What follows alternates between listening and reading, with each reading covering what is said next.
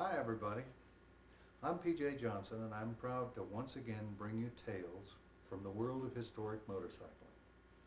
This time I have a collection of interviews from members of the Over the Hill gang. Motorcycle racing, to many people's minds, is the most exciting form of racing for the spectator that there is. I, for one, agree with them. What you're about to see is a collection of some of the men and women who have helped shape the course of American motorcycle racing over the last 40, 50, and even 60 years. Because of the time constraints in a format such as this, I'm obliged to call them sketches instead of interviews. Yet I know that all of you who have an interest in these subjects feel it's important to have these images recorded. So without further introduction, I give you the Over the Hill gang. I started off as a novice on a Triumph Tiger, 100, and that was what I rode, and I won a few races on that. And then when I got good enough, I started riding Norton for John Essler from Grand Rapids. I made the first year as novice, the second year as amateur, and the third year I made expert. I made every year one class up. I had by far the most success on a Norton, with a Norton. I rode Daytona with a Norton, and I rode half miles with a Norton. And that was the one I had the most luck with. Overhead cam till about in 50, 51 or 2, I bought a 51. I bought a double overhead cam, and then I rode that at Daytona, and then I rode that same bike on half mile too. Indian a couple of times. I rode one of Art Hafer's Indians, and I did real well on it till the final. This was at Toledo on a real fast half mile, and I did real fine with that till the final, and right on the starting line the head of the valve broke off, and so I never got into the final with that one. Well, I think that's probably the Triumph. I rode another Triumph, a couple other ones that we had built. John Essler built some real good ones, and they were hot machines, but never stayed together. Always something happened before I finished a race. Well, Daytona in '49 won second. I won the Tri-State Championship at Indiana Speedway. One rode Motor City Speedway. That was a Saturday night race. I won quite a few events there.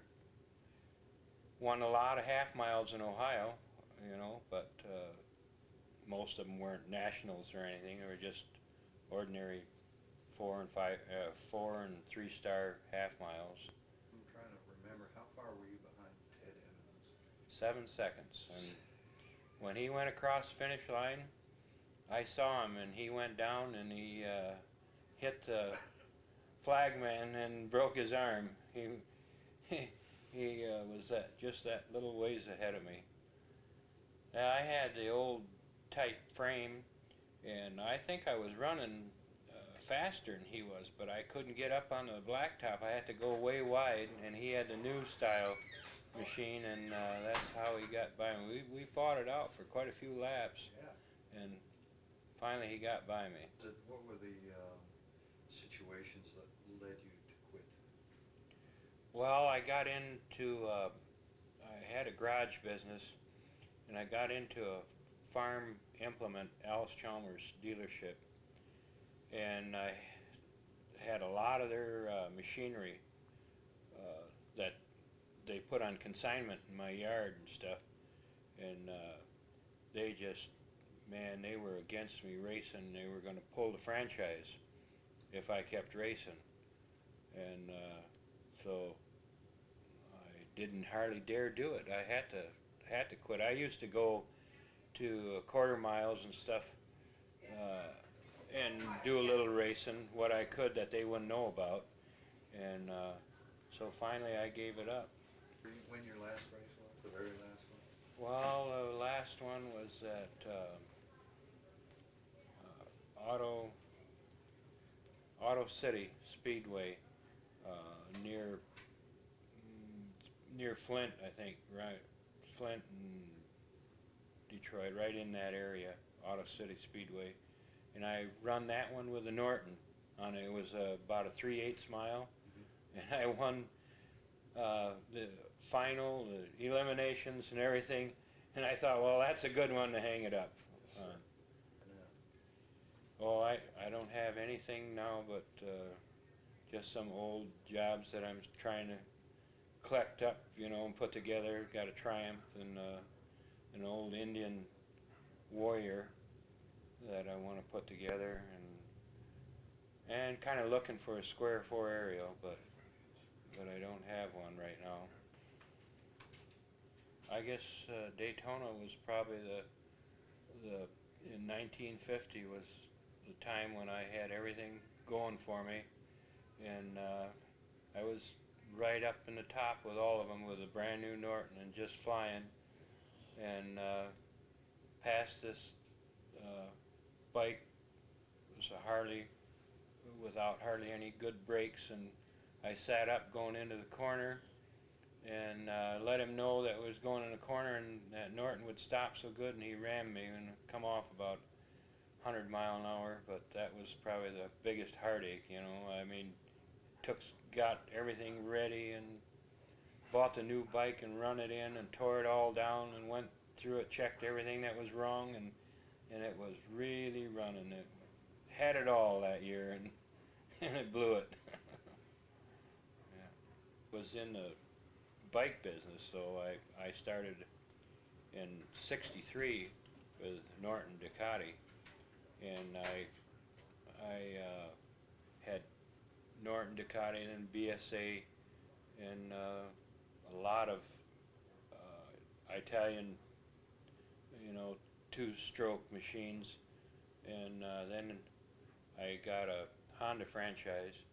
I was with Honda for about 12 years, and finally I sold out in 1977. But most of my life has been around bikes. Well, I just say it. It was one of the best times I had in my life, and met a lot of nice people, and got around, saw a lot of country, and I was sure happy I'd done it when I was young, because when you get old, you don't do it anymore. There's some of the greatest people you ever met up with. When did you, now we've got the dates here that you started. I was in high school. I was 16. I had difficulty getting my mother's signature, so I went to Dad and he signed to be notarized.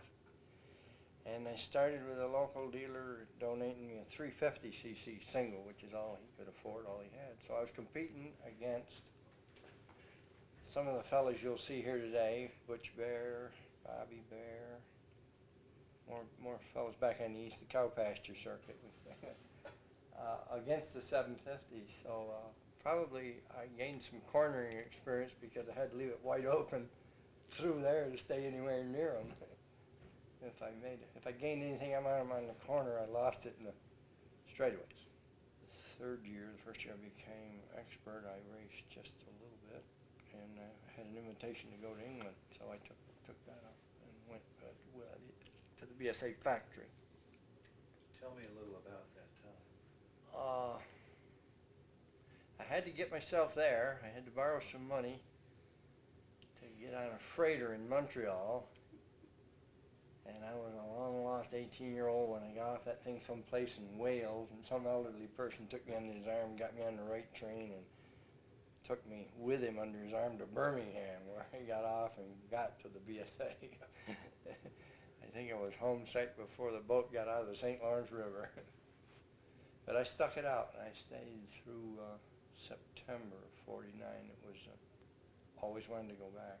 We had different events of different styles. Trials, motocross, it wasn't called motocross then, it was scrambles, which is simply a form of motocross. BSA had a small program just starting in clubman's road racing with their 350s. They were doing pretty well and just scratching the surface at that time, I think of 500. and always wanted to be, try to break into road racing, but it never really come up, and there was very little of it in the States at that time. Laconia was a road race, and a quarter mile of that was dirt.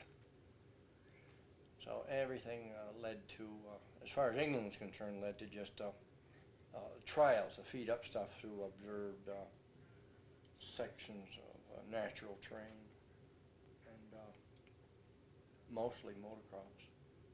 And then I got to compete in the 6-day trial in 1949, which was quite an experience. And you brought home a Gold medal, yeah, yeah. There's some fellows from the West Coast got credit for that, winning the first. And later on, well into the 50s, I think, there was two brothers that were pretty good. But I can't think now who brought it to the front, and I finally got the credit for having won it. One of the reasons that the press probably didn't know it, I had to be listed under a license in Europe under a British address. I was listed as a British citizen, which I wasn't. But the point of fact was that you were the first American ever to win a gold medal. Yeah, yeah, and only about the second or third to compete. Well, up it was Yeah. Duck Eye. Duck Eye. Duck Eye. And then it was shortened to Ducky. I don't know, some cousin or something hung that one, I mean, stuck. Yeah. How did he come up? Man, if my family sees this, they're going to be, I'm sure you'll see Dick Clamforth on here. He went over, I think he told me last night it was about 50, I forget now. But I had loaned him some different information I had. Like I tried out for Night Speedway over there, and his formulation is like baseball here, the minor leagues and stuff, and then there's the big league where the Bucks are. And I had loaned him one of those contracts that I was offered while I was there in '49, and it showed me. I often thought one of us, I was wishing he'd take advantage of it because you know he could ride anything with wheels on it anyway, drive it. And I think I would have done all right, and I know he would have. But I don't know. He probably had to get back to the farm. When it came time for you to give it up, why did you do it? Fairly large family coming along.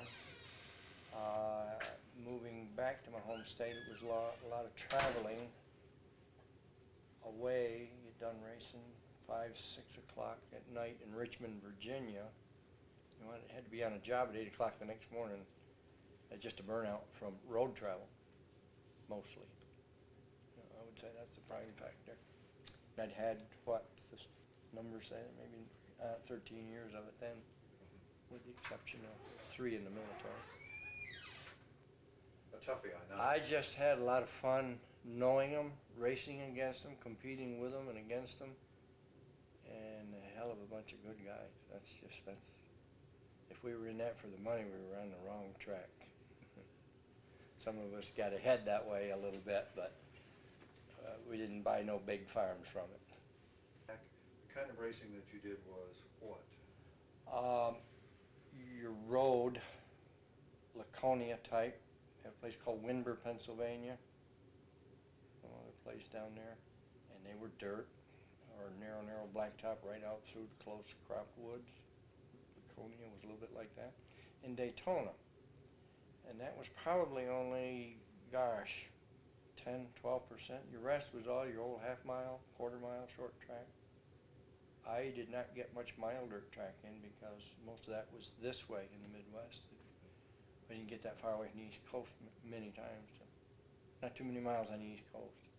My peak year probably, I'm reading a book now on Mickey Mantle. I'm a baseball kick, and we were both about the same age. He's 25. He was 25 that time. It was summer of '56. I probably had the most wins, most up front. Had some of the locals beat when I come into the track psychologically because the winning was working. That's the peak. Overall, if you want to get back, probably the first 6 in the majority of events in my years as expert, I would say. So whoever had the best gear, the best tires that day was first, and if I had the worst ones, I was 6th that day. You don't think that I was a natural rider, what some people were saying. I think that came through repetition. Riders is a very important thing, depth perception. And I spent recent years where I think it was Nixon and Mann, and said if they had Kenny Roberts' eyes, they'd have both beat him. I like the comment, the way they put it. Am I on now? Yeah. Oh, well, to begin with, of course, being Butch Bear, the son of Fritzie Bear, the man in the red hat, my dad, of course, was with Indian Motorcycle when he was a young man, onward until 48, and when he left and took over the Laconia, Belknap County recreational area, where the races were held in Laconia for years. Being the son of Fritzie, of course, Fritzie was the dealer in the basement of the Indian factory all through the 30s into the 40s. And of course, as a young man, that's where I grew up. So that, of course, only ride Indian, can't ride anything else, you know. Dad would turn over in his grave. So, of course, I had my first motorcycle when I was a little boy of 11 years old. Went out into the little back shop and dug out all the pieces, and they let me put a motorcycle together. And I spent more time working on it than I ever spent riding it, but that's when I learned how to ride a motorcycle. And a couple of years later, a year or so later, they let me ride around the dirt tracks during the intermissions, etc. And I had my first professional hill climb in 1941. I was 13 years old, I think. Of course, I had to lie about my age, etc. You know? But I made $13. That was big money then, you know. The factory workers, I think, were making, you know, $20 a week on the assembly line. So $13 was a lot of money. That's where I started from. And I actually started my professional racing is after I got discharged out of the service in 46. And my brother Bobby was racing, and so getting ready for Daytona in 47, we went down to, Bob was racing out of Gonzalez Motors in Baton Rouge. So I went down to just kind of hang around winter, and I got kind of enthused about it, and he had all kinds of war surplus stuff there, so I says, well, how about if I build me up a race job? And which I did, and George got all enthused about it, and got me a pair of factory cams, etc. for it, and I went to Daytona for my first professional race, and I ended up with 4th place as a novice. And so then I continued racing, built myself up a dirt track job. I tried TT, I tried a hill climb, I tried flat track. Flat track I loved. So I stuck with flat track, and through 47 as a novice, got to race with, as a novice, Tommy McDermott, Dick Clamforth, Jarrett Kelly. We're all novices at the same time. So that's where we started our racing career, and it was fun. We did a lot of traveling. I traveled the Midwestern circuit. It was just great. I think if we had had enough money, we'd have done it for free. But of course, we needed the money to travel. Slept in the car more than we did anything else. But of course, became amateur in 48 and was doing very, very well. Just before the Springfield Mile, I got married. And of course, we took our honeymoon. Didn't have no money. Borrowed $25 to leave on the honeymoon. But I raced at Niagara Falls, made $100 there. Raced at Dayton, Ohio, made $100 there. Went to Springfield, Illinois. First lap of practice, blew the engine. Oh God, just going into the 3rd turn, and that thing slid and slid and slid. I thought I would never stop. So the next day I borrowed somebody else's motorcycle down in Sedalia, Missouri, and went racing there. And beat them all into the first turn on the national, and that's on the final, and that's the last thing I remember. I think they all ran over me. Busted my arm, gave a strong concussion. I was laid up for about 6 months with that broken arm. So I tried racing in 49, but the wife was already pregnant. I was working. Racing just didn't seem to go right anymore. It didn't fit in. So I raced a few times in 49 as an expert, and just gave it up. Concentrated on my career, etc., as a tool maker, and raised 6 children, up to 9 grandchildren now. And then in about 84, I got hold of a a 1948 Indian big base like I used to race back in 48. And it hung around a little bit, and I heard about vintage racing. So I got the thing all fixed up and went road racing. First road racing was down Roebling Road just prior to Daytona in '84, and then raced Daytona. And I've been racing vintage racing now for the last 9 years. And it's just been wonderful. I got #1 plate for pre-40 class in 1991. It was like it's like being a young kid again, and I just love it. And of course, we got together and we started 10 years ago the Over the Hill Gang.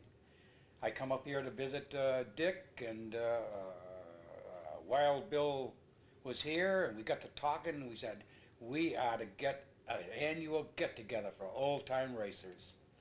And that's how the old-time racers started. And that's the following year, we put out a little mailing list and word of mouth, and we had 20 people here, you know, and each year it's just grown. It's just wonderful. Just talk about the old times, bring back the old days. It's just wonderful. It relive your past and enjoy your present, and it makes you live longer and better. What was your racing number when you were? When I was a young man, it was 49, and I hung on to the 49. And when I took up vintage racing, I told them my number's 49, and that's what I'm going to race, and they went along with it. So I've been 49 always. That's great. Enjoyable life. Tell me a little, if you would, about the early days when you started. Were you still in high school? No, I wasn't. I was out, but I started racing motorcycles in 1946. And luckily, I guess I raced for Harley Davidson for 10 years. And I won a few nationals, and lots of half miles and miles. I really don't remember the dates of them though. So, and after that, in 1956, I started racing for Chevrolet, and I raced Chevys out of Daytona Beach with Smokey Uni, and we raced those for a few years, and then wound up in Pontiac with a Pontiac. And we used to build all Pontiac's race cars and supply the engines and chassis and all the parts that went with them. Did that for quite a few years, and then we ended up leaving Pontiac, and we ended up with Chrysler. And then we built all of Chrysler's race cars and their engines and all that, and we did that up in northwest Indiana. And we used to supply all them stock cars for all the racers in NASCAR and wherever they would run. And then I wound up racing at Indianapolis, and I started in Indianapolis in 1958. And I got involved in a first lap accident there where 16 cars piled up, and Pat O'Connor lost his life in that accident. Then the following year in '59 I got a 5th, and then the following year in 1960 I got a 3rd. Then after that I lost my engine, or something would happen to the car for the next 3 years, and then I quit running there, and I went back to the stock cars. And I won the last beach race in a Pontiac, and I also won a motorcycle race there, a 200-miler on the beach. It was on a Harley Davidson, first time Harley had won it in many years. And a good one. Yes. And In fact, was that after the Manx domination? yeah, I ended that with the Harley at that time. Okay. Doing now. Well, a few things. I always wanted to say that I've raced quite a bit, and I've raced the motorcycles, stock cars, Indy cars. So then I got involved with harness horses, and we have around 150 harness horses, racers, and we breed them, train them, and sell them. We have a farm in Ocala, Florida, and we've had the top horse 2 or 3 times out of the year, and we have several stallions around the country in Canada and so on. So I've raced all those kind of things, and right now at the present time I have 9 Burger Kings, and I have a airport up in Munster, in Griffith, Indiana, and we rebuild engines, ship engines all over the world. And that's the piston type engines.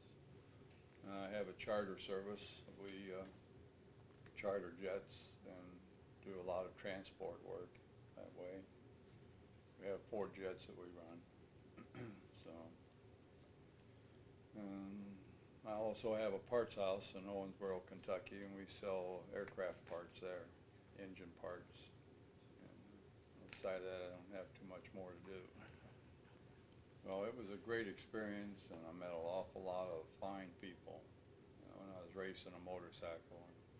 And I think it's a good start to a racing future if that's what you would like to do. There's many, many avenues you can take from there. And today, car racing is big money. To take and run, say an Indy car today, you better have in your budget, probably just to put the car, set it on the track there at Indy and run maybe 10 races. You better have $5 million in your pocket to run it. Plus, you got to buy the driver. Now, this here, Mr. Mansell and Mario Andretti. Well, Mansell a year ago running on the circuit over in Europe. For him to sit down in the car, it's a fabulous number for him just to drive, plus his endorsements and so on. So it's getting big leg, and you can start out on a motorcycle today and achieve things like that. And the stock cars, why, today you could end up in stock car racing, and the cars, there again, are not cheap to prepare and have a team. It'll take one driver will require anywhere from 8 to 10 cars ready to go most all the time. It takes that many cars. Well, you're talking $3 million to run a stock car. We call it a stock car, but sitting back there in the garage or in a trailer, there's probably 8 to 10. So it takes an awful lot of equipment, but there's good dollars in them today with the advertisement they have on television today. Why, the media is really looking at it. Daytona on the beach in 1958, and then when we went over to the big track, I've set many records there, and I've won the qualifying races and the 100 milers, and I won 250 miler in the rain on one of them, and then the big race always escaped me. I never quite made it. I've got seconds, thirds, and so on, but I never did win the 500. It's a tough race. Yeah, there was quite a few that came out of NASCAR and tried Indianapolis, and they didn't make it. Indianapolis is a different track. The first few laps that I went around Indianapolis, I remember very well, because I can't remember the speeds that I qualified. Let's just say I qualified 150, 148 or 150. When I was first run and I ran about 115, 120, I thought, oh my God, I got to get this thing up to 140. So, but it starts coming to you after a while. It gets each lap gets a little easier, and you can't rush it. You have to take it slow and easy and build up to it, or you're going to end up into the wall. But after a little while, say 2 or 3 days, it starts coming to you, and the feel of the car, and it gets a little easier. But it'll get hair raising there too, pretty easy. I can remember coming on, I was testing tires there one time, and I come off the number 4 corner, and the car jumped sideways, and I slid halfway down that straightaway sideways, and I recovered it. And I don't know how, it just recovered itself. I didn't. But that place a lot of respect. You have to have a lot of respect there. And the character between those people who surrounded the USAC program and the old stuff in motorcycling. Just the basic character of the people. Well, yeah, there's considerable difference. Your motorcycle atmosphere is more friendly, more helpful. USAC is more business, and I'd say when you're dealing in business, you better be on your toes and alert. So that would be the little difference that I could refer to. If you're dealing with, every time I ever got into New York, I come out on a losing end. So that's about the phrase that I'd have to phrase it. But it's, yeah, it is different, considerable different. Well, it was a great experience, and I met an awful lot of fine people when I was racing a motorcycle. It gave you a great feeling to be able to handle a motorcycle that way. And it taught me so much when I stepped into the cars to race. The cars, to me, at that time was easy after coming off the motorcycle. It was, you're in fine shape and you're attuned to traction. It makes a good car racer, very good car racer. It's out there, and you can start on a motorcycle or go-kart or whatever, and you can achieve it if you got the determination to do it. And a lot of luck too. So. That too, it sure seems to be that way. Paul, thanks very much. It's been said that you're one of the ornerier of all the racers. I didn't know that still was around. Back then when I got started, when I got my first license, I had an old 2945 that I picked up. It was a real bone crusher. And I got started racing on that. And a friend of Paul Goldsmith's approached me after a couple of years and asked me if I'd care about riding a WR. Boy, and the word, just the title of WR meant something. It was a good motorcycle. And that was my start of going a little bit faster and having some fun. Then I traveled with Paul for about 3 years. We ran around together. Paul. Goldsmith. We had a lot of fun together. We had other fellows that would go with us occasionally. One fellow in particular was named Dick Brazzi. He was out of Indiana. I was a novice. Dick was an amateur. Paul was an expert. And it was a race meet in Ohio here someplace where we each won the heat and each won the feature. And all our bikes were painted orange. That was the Harley colors at the time. Guys were all over wondering what we were doing, and we just told them all you had to do is paint it orange and you could win. Talking about it. He had an old Studebaker that we traveled in sometimes, and I had a 50 Chevy four-door that we'd taken the back seat out of and put a bed in the back end so one guy could drive, one guy'd sleep. I just mentioned to Paul, I says, a little better than running around the country in an old Studebaker, isn't it? He says, yeah, but he says, you know, we had an awful lot of fun back then. And it's true, we did. I think we had more fun than the fellas racing today. It's gotten to be, well, I think the guys have really gotten mercenary. It's not a good word, but I think they've gotten mercenary and have taken away from some of the real true sportsmanship and the stuff. Were you in high school when you No, started? no. I was an old dude when I started racing. I'd been in the Navy. I got out of the Navy. I went back to boxing. I used to fight. I was a middleweight and club fighter, $25. It got to where I was losing as many as I was winning, and $25 wasn't enticing anymore. And a fellow that I knew had been a dirt track racer, and we'd gone state championship up in Ionia, Michigan. I said, you know, that looks like something I'd like to do. I was looking for something to get into. He said, I've got a friend who's got an old race job sitting in the basement. You want to go look at it? So we did, and that's where I bought this old 29. And that's how I got started in the thing. But I'm going to guess again, I was 26 or 27 years old then. So, but back then, guys didn't start racing until they were 20 or so. Nobody had any money. So how could you go out and Daddy buy you a new motorcycle to get started racing when you're 5 years old? That didn't happen, you know, late bloomer, so to speak. 26 or 27 when I started.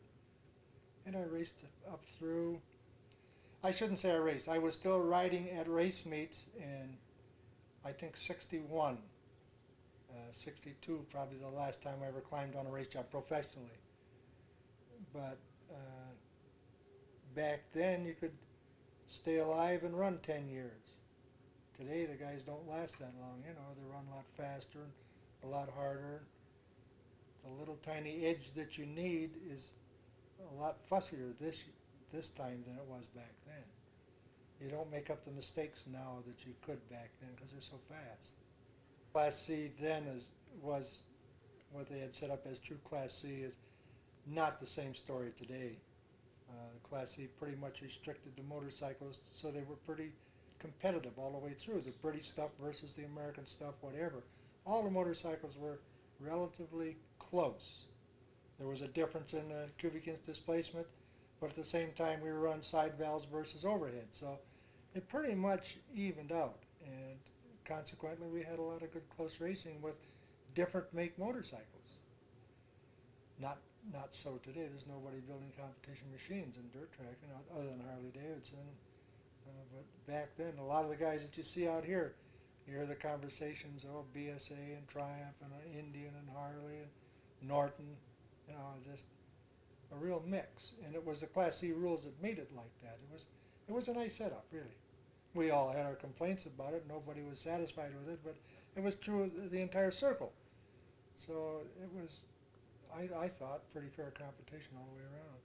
And if you look at the record books, it shows that one year a guy was winning on a Norton, the next year a guy was winning on a BSA or a Harley. And there would be periods when Harley came out with the K model, they just dominated for a few years. But that was an exception to the rule. It was an all-new motorcycle, so they had some levers on other people. But generally speaking, it was a pretty competitive situation all the way through. Basically, I jumped on an Indian one time, and it was a real good handling motorcycle. But the Harley people had been pretty good to me. They supplied me with parts, and traveling with Goldsmith, who was on the factory team, influenced what I would do too. So basically all my racing was done on Harley. And in 1958 and 59, I rode a BMW at Daytona while we were still running on the beach down there. And that was an interesting ride. I enjoyed it. It was a slow motorcycle, but it ran 200 miles and probably could have run another 200 miles. Why did I quit? Did I ever quit? I quit professional racing. I can't really nail it down. I scared myself. At one time I went out and set fast time of the day and came in and told the kids to load it up. A couple of young fellas were with me. Well, how come, what do you mean load it up? I says, I really run in there too hard. I scared myself, and you shouldn't be racing with that attitude. That was a big deciding factor right then. And I'd been all busted up. I had a broken back and a broken neck, and, you know, I never had a fractured skull. And those things all weigh into making a decision. I never had anybody influence me as to say you should quit, or I never let anybody do that to me, but it was my decision, racing. I learned to recognize all the guys at the racetrack by the seat of their pants. That tells you where I was finishing up most of the time. But I really and truly did enjoy racing. It was a highlight of my life, really. I've done a lot of different things, different jobs and different ways of earning a living, but the highlight of my life was really the early years of dirt tracking for me, the early 50s. I was going real well. I was top amateur in the nation. Made enough money to buy gasoline to get to the next racetrack and have a hamburger. But at the end of a year, when you were very, very successful, at the end of the year you'd end up with maybe an extra cup of coffee and a worn out automobile, and that was about all of it. We never made any money to speak of. How did you race? I started out on an Indian that Dick Clanford started riding Indian first for Shoppy. And Floyd Ganson, the man who lived belonged to Springfield Roamers Motorcycle Club, and he lived in West Liberty. He come to me one day, he says, would you like to ride a race shop? I'd like to buy one to be the mechanic on it and fix it up for somebody to ride. Would you ride it? And I said, yeah, I'll ride it. So we went over to Columbus and bought that Indian. It was an old one off of Shoppy that Dick Clanford started racing on. He didn't race it too long. He went into other make machine. I think he went into BASA from there. I'm not sure, but I think it was sometime after World War II. I can't tell you exactly. I think it was 42 or 46. I don't know. Both of them numbers stand out in my mind, but I don't know what it was. And I just kept working at it and working it, and rode dirt tracks for maybe 3 years altogether. I never was a great rider. Never had a good machine to ride in the first place, and I decided. I told the referee up at a little town above Delaware on 42. I can't think of the name of it. Used to have a racetrack just over the railroad. But I was up there, and last race I rode in, there was 8 of us on the track. 6 of them went to the hospital with broken bones, hips, legs, or something. And when that was over with, after they got them all taken to the hospital, I went to the referee. I said, I'm going to quit racing, Joe, and build up a water truck to water racetracks with. I said, if we can keep the dust down so they can see the holes that's in the track and not cause them to spill so much, I said, maybe there won't be so many getting hurt. So I went to work, drove a taxi cab that winter every night after work till midnight, and then I'd drive all night on weekends on Saturday and Sunday. And I worked to make the money to buy the water. So I bought an old 1957 Chevy chassis, just a cab and chassis. And I bought a 1,000-gallon tank down Dayton Buckeye Tank Boiler Works. And I had a head put in the middle of it so it wouldn't splash and knock the ends out of it. And I got the pump from Sears and Roebuck's, a centrifugal pump. I bought a new pump. And my boss at City Service Oil Company let me have all the used pipe fittings that I wanted to put it together with. And I put it together. And the first place I ever used it was the next spring. I went up to Plain City. They was having a half-mile dirt track. And I went up there and drove up there with that truck, and Joe G seen me, and he says, where have you been? We've been trying to call you all morning and get you up there. We know you had the truck, but didn't know. He says, have you had any, he says, will it work? I said, I don't know, never had any water in it yet, Joe. He says, can you load out of the fire hydrant? I said, yeah, I got the right hose and stuff to load. So he said, well, go over and get a load and put a couple loads on. So I put 2 loads on the track. And the first thing I found out was wrong when I would get to going around the track real fast. And then after I put 3 loads on altogether, well, it got so wet on top that I'd start sliding. And I'd have to let up on the gas, keep going through the fence. So I said, I got to figure out some way to keep the pump running fast and the truck running in second gear. I was running wide open second gear. So I went home, I got a Chevy transmission that they used to have a first gear shift on, a steering wheel gear shift, and I laid that down there and turned it backwards and hooked the universal joints up to that. Well, then I could put it in low, second, or high. I could put it in low, second, or high. Turn the pump however fast I wanted to turn it. And I could spray the water and just slow up a little bit and keep the pump going fast enough that it didn't let it fall off and drop on the ground. Well, the first time I went up there, I told him, I said, I don't know what to charge you, and so I charged $50 the first year I used the truck. And I went and hauled $600 some that year. And in January of that next winter, E.C. Smith called my house and wanted to know if I could come over to Columbus on Saturday morning. He wanted to talk to me. So I went over to see E.C. Smith, and he'd already called me once and told me that Joe said I was going to water rudder truck. Well, he said, I want you to know, Joe G is the boss. He's the one that runs the race, and he's the boss. I don't care who pays you, who hires you. You do what Joe tells you to do, or you can't do it. I said, okay, Joe and I get along good together. So at the end of the first year, I went and hauled $600. I charged $50 for each race. Well, then I charged $75 the next year. And at the end of the first year in January, he called me over at home, and I wasn't there. He told my wife to have me come over to Columbus, the AMA office on Saturday. He wanted to talk to me. Well, I didn't know what kind of trouble he's going to give me over that, see. So I went over to see EC, and Porky met me at the door. And he says, come on in, bud. And I went in, and EC was sitting in his office, and he hollered out, "Is that you, Bud Southern?" I said, "Yeah." He says, "Get in here, I want to talk to you." And he says, "I just want you to know," and he gave me a little wall plaque, presented it to me. He said, "I want you to know that your efforts with this water truck has saved the rider insurance on the riders. Says so many guys are getting hurt, the insurance companies was going to cancel out at the end of the year." And he says, "You put the water truck to work, and you cut the accidents down over 85%, the state of Ohio, the first year you've run it." And he said, "I just want you to know that we appreciate it." And that's about all I can say is, I went to a race down at Louisville, and Dick Mann had set a track record down there qualifying, and that record had held for 14 years. Nobody had ever beat it. And that night I worked the track so good and got in good shape, worked on it Wednesday, Thursday, Friday, and Saturday. That night there was 14 people broke his track record. And they asked me the next year on the down, why was the track so much better for me working? I said, "I don't know, I guess the guys just kept it screwed on faster, and that's the reason why they could break the other guy's record." Son-in-law come along, married my daughter, and then he got in, he got started helping me. So now since I've got as old as I am, well, I can't keep going anymore, and these strokes I had. But I turned it over to my son-in-law about 3 or 4 years ago, and he runs it all the time now. I go out and help him a lot, but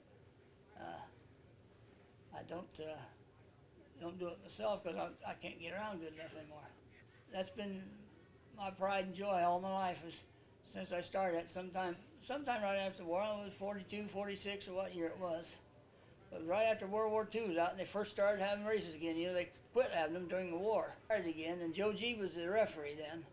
And he was the best referee that the AMA's ever had out of all the guys that I've worked for. And I've worked for almost everyone that they've ever had. But Joe G would get an argument out of somebody. They didn't want to do it the way he was doing it. He'd say, "There's a rule book. You find the rule book, says that we can do it that way, and I'll do it." He stayed by that all the time he refereed. Well,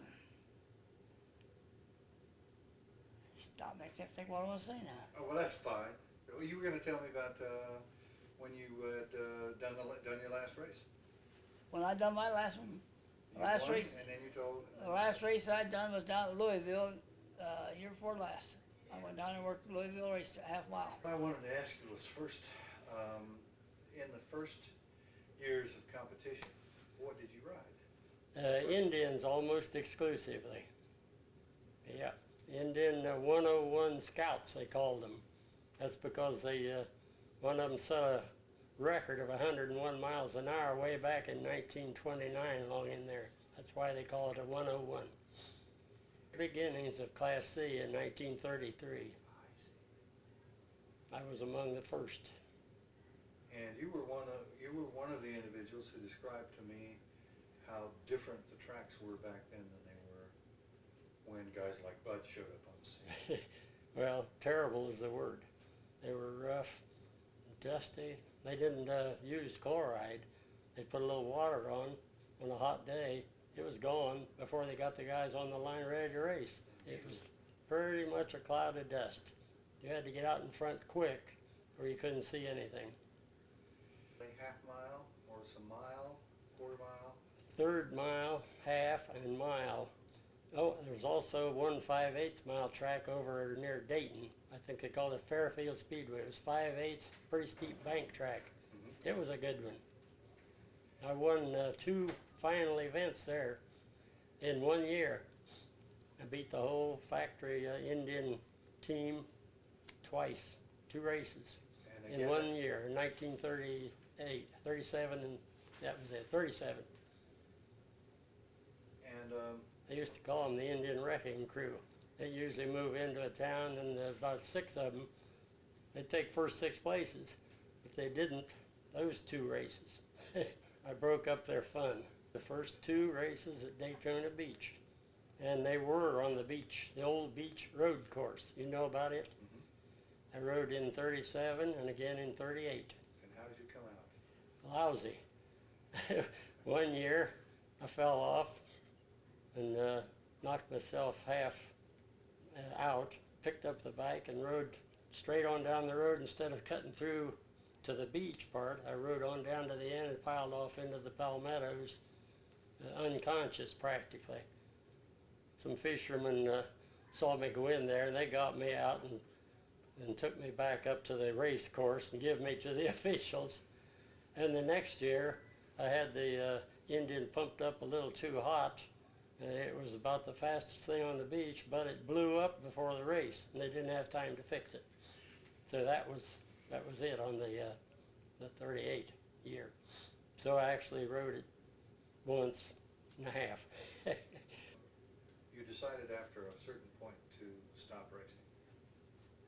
Well, I didn't want to, but I got the Indian dealership in late 1938, and in the spring of 1939, the Indian factory told me they didn't want me racing anymore because it's pretty hard to sell motorcycles if you happen to have a broken arm or leg walking around trying to sell motorcycles. So that made sense to me, so I quit dirt tracking. The dealership during the war no longer had the Indian dealership, and I'm a die maker by trade, so I would just go out on weekends and ride TT race, which now they call motocross. So that was it from then on. That's relatively safe compared to dirt tracking. And I loved enduros, cross-country runs. And that was, I had been riding them my whole career. The factory didn't object to me riding them. In 1934, I won the state championship in Ohio, and several times later, I haven't even got track of them. I know again in 1951, the same year I won the 500-mile National Jack Pine. That was on a Triumph motorcycle.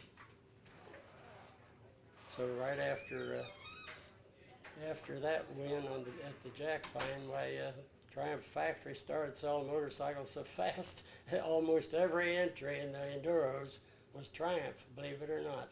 They really covered the market with Triumph motorcycles there for 10 years or more. After World War II, I forget, was it 47, Rudy? 46. E.C. Smith was head of the AMA at that time. He says, Joe, we're going to do things entirely different now since the war's over. He says, I want you to go out there and run the races according to the rule book. We're going to run them the same every Sunday so the riders will always know what's coming, what to expect, and how I'm doing it. And he appointed me district referee for the state of Ohio, which was really a hotbed of racing back then. They were the busiest state. So I went out and did the best job I could and got a lot of credit for it. So I must have done something right. Well, of course, the pre-war, in some respects, was a different type of racing. It's what was known as Class A racing early, up until about 1933. That was a single-cylinder alcohol burners. They had no brakes, no nothing but go. Well, E.C. Smith wanted to get the regular motorcycle involved in it, so he called it Class C, stock. And that's when I started, 1933, on the stock Indians. And, by the way, they would run. They were plenty good.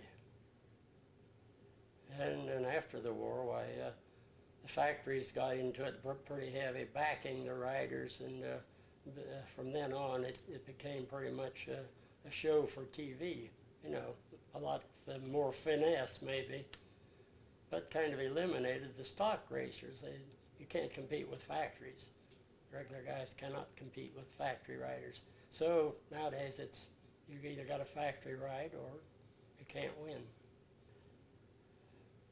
Within a year or two after I started refereeing, the paperwork, the riders started coming in thick after the war. The paperwork got enormous. So I asked her if she would like to come and go along to the races and do all that paperwork, entries and all that. And she said yes, she'd try it. She became a perfect clerk of course, and she handled it during my whole refereeing career. All the races. I see. Did a beautiful job. I rode for an automobile dealer, Ohio Motors in Columbus. I rode for Ralph Shop, the Indian dealer, who Bobby rode for. I rode Indian on short track. done pretty well at Dayton when they used to run over Dayton at Forest Park Speedway. And then I rode the Norton mostly on half mile and mile. I rode Daytona, I don't know, 6 or 7 times, but I never done any good. I wasn't in the top at all. But I didn't travel as much as those guys did. I rode Milwaukee. We raced at Dayton every Friday night, had a good time with Billy Huber and all them guys. I rode the fairgrounds every year, Charity Newsies. Let's see, where else? I didn't go to Loudon, New Hampshire, and all those big road races, those guys. I wasn't too good on road racing. I like half mile and short track races. Mile down at Atlanta one year, the amateur mile, beat Dick sitting beside me. You know, a couple times I beat him. I used to beat Bobby on a short track, but then them guys won a lot of nationals, you know. And I was raising a family. I had 2 or 3 children at the time, and I didn't go as much, and I probably didn't. Probably worried more about my family maybe, and I should have been racing. But I had a lot of fun doing it. Never got hurt bad. Well, a couple times I fell off, but I enjoyed racing. I really did. A lot of good people in racing. I don't care what anybody says. They knock it, but there's just a few that they knock. You know what I mean? But, I rode Milwaukee and mostly in Ohio. Mostly the tracks in Ohio. Yeah. Probably winning that national amateur race in Atlanta, Georgia, beating Dick. Probably, yeah. And that was in 49 on that big mile track down there. Yeah. Oh, that was a thrill. And another thrill was over at Dayton on the short track when Bobby and those guys rode. They taught me a lesson. I thought, well, if you can do it, I can do it too. And I had a good time. Then we go spend all our money at Spaghetti House and blow it. But I had a lot of fun, but I wasn't near as good as those guys were. I run pretty good at Charity Newsies a few times. I shouldn't say this, but they should have never, as far as I'm concerned, stopped at Charity Newsies. That was a great race. They just let it get out of hand. They couldn't handle them roughies. Full of guys cause it all, you know, and that's a shame. There's good people in motorcycles, good people. I've known them, I started racing in 46. That's a long time, and I've still been around them. But it's a shame that they get the reputation from a handful of guys that mess it up, you know what I mean? Let's look at some of those people out there as long as they've been around them motorcycles. Long time. I love motorcycles, I really do. And then my son was a good racer, Gary Hall. Oh yeah, he was one of the top 5 riders in the country. Family. Afraid of getting hurt. Knew I had a family to raise. Yeah, I was just getting to the point where I was, you know, I could have went right on along. But I worried about my family. Quit. And hadn't rode for 2 years. Quit. And Bobby Hill got a broken ankle up in Milwaukee, I think. And the Charity Newsie race was coming up. The High State Championship was coming up at Charity Newsie at the fairgrounds. And he offered to let me ride one of his bikes, which were Whizzers when he had them, Bobby had them. And of course it was an Indian. And I got out in front in the first heat race and looked behind me, and who was behind me but Paul Goldsmith and some of them hot shoes, and I thought, I'm going too fast, I better slow down. That was one of my highlights too. I was riding it, I called it an Offenhauser. Bobby will tell you about it. Yeah, that was a highlight. I didn't win it, but I thought if I'm out in front of those guys, I'm going too fast. No, I was riding motorcycles when I was in high school. Then, let's see, I graduated in 40, and I rode bikes for 3 or 4 years, and then right after the war, I was in the service, and then right after the war in 45, I started visiting Ralph Shop's Indian shop on High Street that Bobby rode for. And of course, they was always in there working on race bikes, and I'd go in and ask them who won the race, and they'd tell me they didn't know when they were right there, and that always upset me, and they'd say, well, we don't know who won it. Maybe they did and didn't. I know they did. And so I got so mad about that, I thought, well, if nobody will tell me who won the race, I'll just start racing. And first bike I ever rode, I rode for Jim Davis, who these guys know. He's deceased now.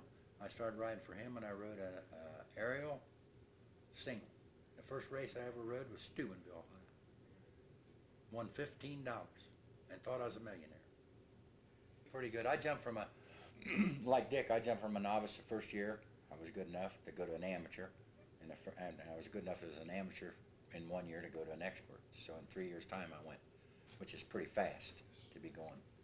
I probably should have been an amateur another couple of years, but I won a lot of races when I was an amateur. I didn't win too many as an expert, only on short track and stuff.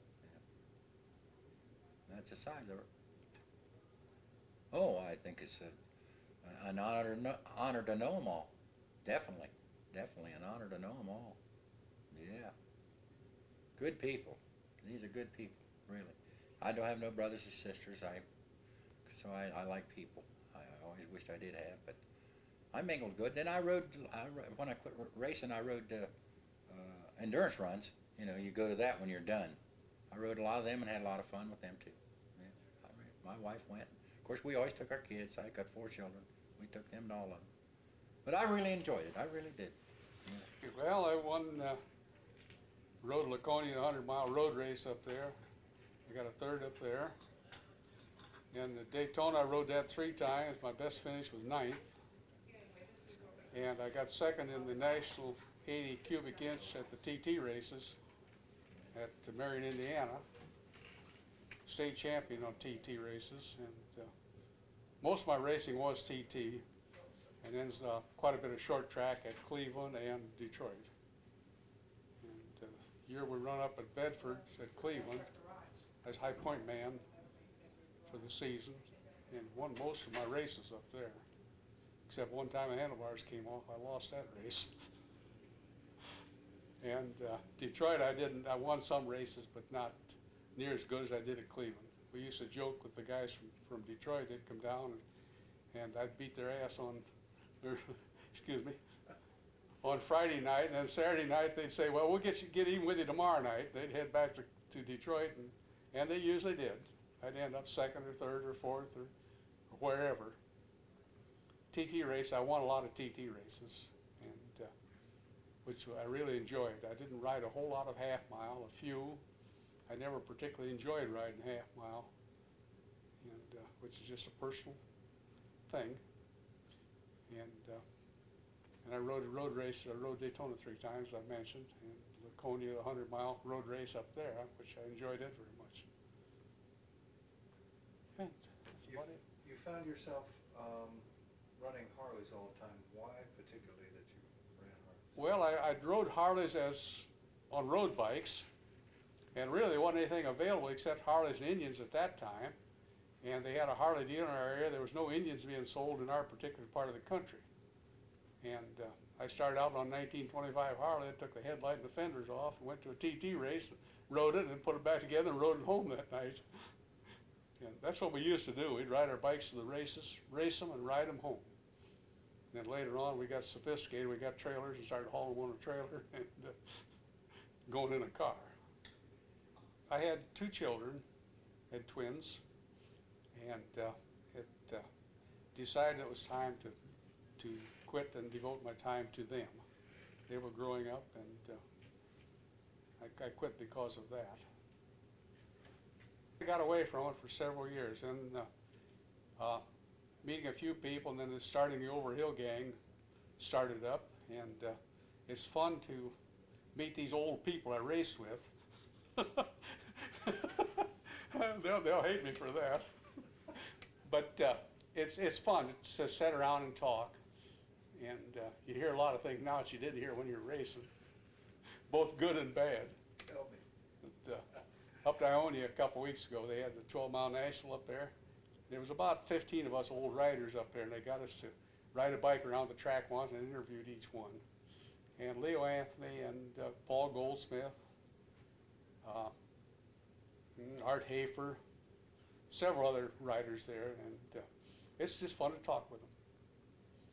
I enjoy this thing down here very much. Been coming for 5 years now, and I'll probably keep on coming as long as I'm healthy enough to do it. First, a particular thing that you found out at this age that you didn't know that happened Yes. back then? Yeah, I realize now that most of these guys had very efficient mechanics helping them improve their machines. I was my own mechanic, and I didn't have enough sense, wasn't smart enough to build my own cams, so everything I used was strictly stock. And most of my races, one thing advantage on a TT race, you had a lot of corners. I never had the fastest machine, but it went around the corners faster than the rest of them. And that's where I won most of my races. I met some of the nicest people in the world. And I'd say that 99% of the people I met were just wonderful. It's true, when we were on the racetrack, we weren't friends anymore. As soon as you get off the racetrack, if you needed a part, you could borrow something off of somebody else. They all worked together. And there were no bad people in the bunch that I met. Yeah, I'm sure there were some someplace, but I was lucky enough not to run into them. And on the track we're enemies, on the ground any other time we were friends. How do you say it? It's wonderful. I enjoyed it. I've traveled all over the country. I met a lot of fine people. And if my children want to do it, I'd encourage them. And I'd do it again in a minute. In fact, I've thought about getting a bike and starting riding these vintage races. Did I start in high school? No. I raced a lot of stuff that was unorganized racing because my father was a good sportsman. My mother was not the kind of person that was going to sign for you to go racing, basically. So I was what you would say a late bloomer in that respect. But I ran a lot of like what you would call outlaw events, in a sense, stuff that wasn't organized. I toyed around with motorcycles at like the age of 16 on through and rode in like unorganized scrambles and things like this in Sunday afternoons or whatever, and mud runs like anybody else, basically that type of thing. And was an ardent street rider. Should have actually been road racing when I was probably 17, 18 years old and just didn't get to do that. See, being I lived in Ontario, Canada, there wasn't as much racing going on as if you'd lived stateside someplace, really. So that's just the way it went. When did you actually get going as a race? Well, I didn't really get going until I was about 21 years old, and like as you say, a late bloomer. And I rode amateur or novice dirt track in our country for a year, then amateur, and then expert, and then that was from 51 on through, and won quite a few regional races and that type of thing. And then in 58, I started riding stateside. The first race I went to was Laconia, New Hampshire, where the Bear Boys are from. And then went on from there, and I rode amateur in road racing in the States for close to 3 years, because I never rode any half mile, so I didn't accumulate any points. I just went to road races, basically. And I won some good road races at Watkins Glen as an amateur, Marlborough.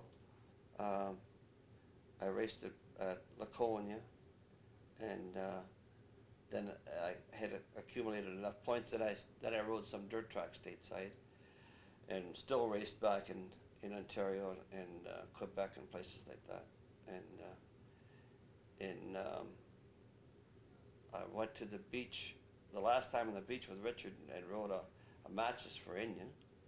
And then when that was all over, I rode a Triumph in between, and won a race at Marlborough in the spring of the year, an amateur road race. I rode the same motorcycle at Laconia and led that race past the halfway mark, and it ended up with a mechanical problem. The rest of the season I rode a BSA for BSA at Watkins Glen, won that, and went back to Marlborough on the long track and won that on the longer circuit. And I rode dirt track with my own equipment at that time throughout that season, them seasons. And I finished up 8th at Daytona 2 years in succession.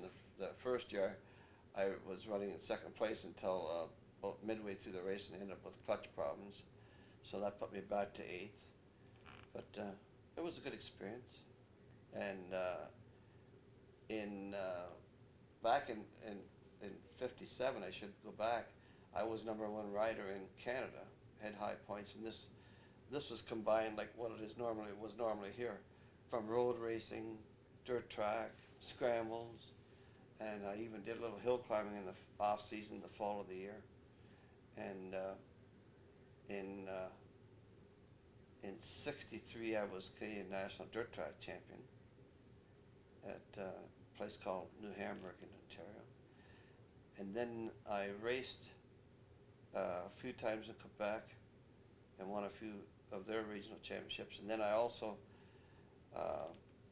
did a little bit of road racing in between there, and rode bikes for a few other people afterwards. Like I rode in Carpentersville, and that was a national. I raced there on a Sunday and drove all the way back home, and went to a little place called Belleville east of us, to a fairgrounds where they had races at the fairs, and I had won the race the year before, and so I went back the next year with a tire that I figured would be better than what I had run, and I hadn't practiced with this tire, and I was being a little nonchalant, and I put the tire in after I had practiced and ran in a heat race, and ended up putting myself on the fence and came off it and got run over across the back zone, and that kind of eliminated my racing. But quite a little bit of pressure from family members at the time, and I really hated to have it happen because I would like to have made the transition and went and raced. And the people that you'd associated with over the years in motorcycle racing, what would you say to them? Well, I thank them very much for the good times that we had. We didn't make much money, but we had a lot of fun and a lot of good times, you know, in comparison to like everything that's changed in our society. Guys that won Daytona years ago on the beach and made $2,000, $3,000 at the most, and that was it at the time. That's as much as you got. Was the top monies, and now people are getting $50,000, $75,000, $100,000 for winning a race in these same places. So. But it's a hard time now because of the economy. There's not near the sponsorship anymore. It's kind of fell apart, and it's gotten very expensive. When we years ago, if we were road racing or we were dirt tracking, we could buy a motorcycle. You could buy a BSA Gold Star, say in 1955, for $1,000 bill to buy the motorcycle. And if you spent some hours doing some good work on it, and you bought a good forged true piston or something, why, you were in business. How did you get hooked up with this bike? Well, I met Richard back in probably about 54, 55. He came up to Canada to race, to Oshawa, and that's where I first ran into him. And then I came to this country, started racing in this country, like basically in '58. So that's when I met these people here, quite a few of these along the way. And I used to come down to Columbus and come to Michigan, and then like in road raced in New England and in Pennsylvania and New York State, and later on like in Florida then. So that's where I met most of these people, and a lot of them I met through this organization, through this get-together. Well, the first race I rode in was, I remember, Sparks, Maryland. It was a TT track, and I was riding a 500 AJS single. And it was a little bit easy for me because I'd been riding in the woods so much that, well, I didn't even get a chance to practice, but when I saw the track, I was quite at home there. Al Blackhall was the starter, and they got us all lined up out there. We all got our leathers on. We only had leather pants because the jacket you wore, well, was whatever leather jacket you might be able to find. The pants were special for racing, but the jacket was just ordinary thing. And you put a t-shirt on top of the jacket with your number on the back. But we dropped down over a hill, down into a sand pit, and up out of the sand pit on a steep hill. And what do you know? I got a second place in my first race. Didn't work out so good in the final. We got a fourth. I probably wouldn't have got started in motorcycling at all, except my dad was a bike rider before me. and he took me to Frederick, Maryland in 1927, and I got to see Joe Petrali do battle with Freddie Toscani. And after watching those races, it got to be a habit to go back to Frederick on the 4th of July. Frederick being the longest running continuing dirt track race in the nation. I had the honor of being a referee at that track before I did a little officiating for maybe 25 years. This came after the racing. So, A little officiating. yeah, we did it for a while. Also, I got a kick out of talking to Joe G while I was here, because I happened to be up there the year that Joe G won Jack Pines, and we were both riding the same kind of bike. I finished, Joe won. Association with some of these wonderful racers has been as an official or as a spectator. I went to Daytona in 1938 and saw Benny Campanelli win. I didn't get to go to the first one, but a friend of mine, Clark Trumbull, came in second on the Manx Norton. I have been spending a lot of time lately with my buddy Bobby McKeever, working with Manx Nortons in the American Historic Racing Association. We've had a lot of fun with that. I guess Donald Smith was my closest motorcycle friend. I wouldn't have been racing at all if it hadn't been for Donald. I came back from overseas, I didn't have a job, but I really wasn't looking for a job right off the bat, and he says, "You come on down here and help me out, I need some help." The next thing you know, I'm working on his Manx Norton, helping him with his race job, and he says, "You need a race job too." There you go.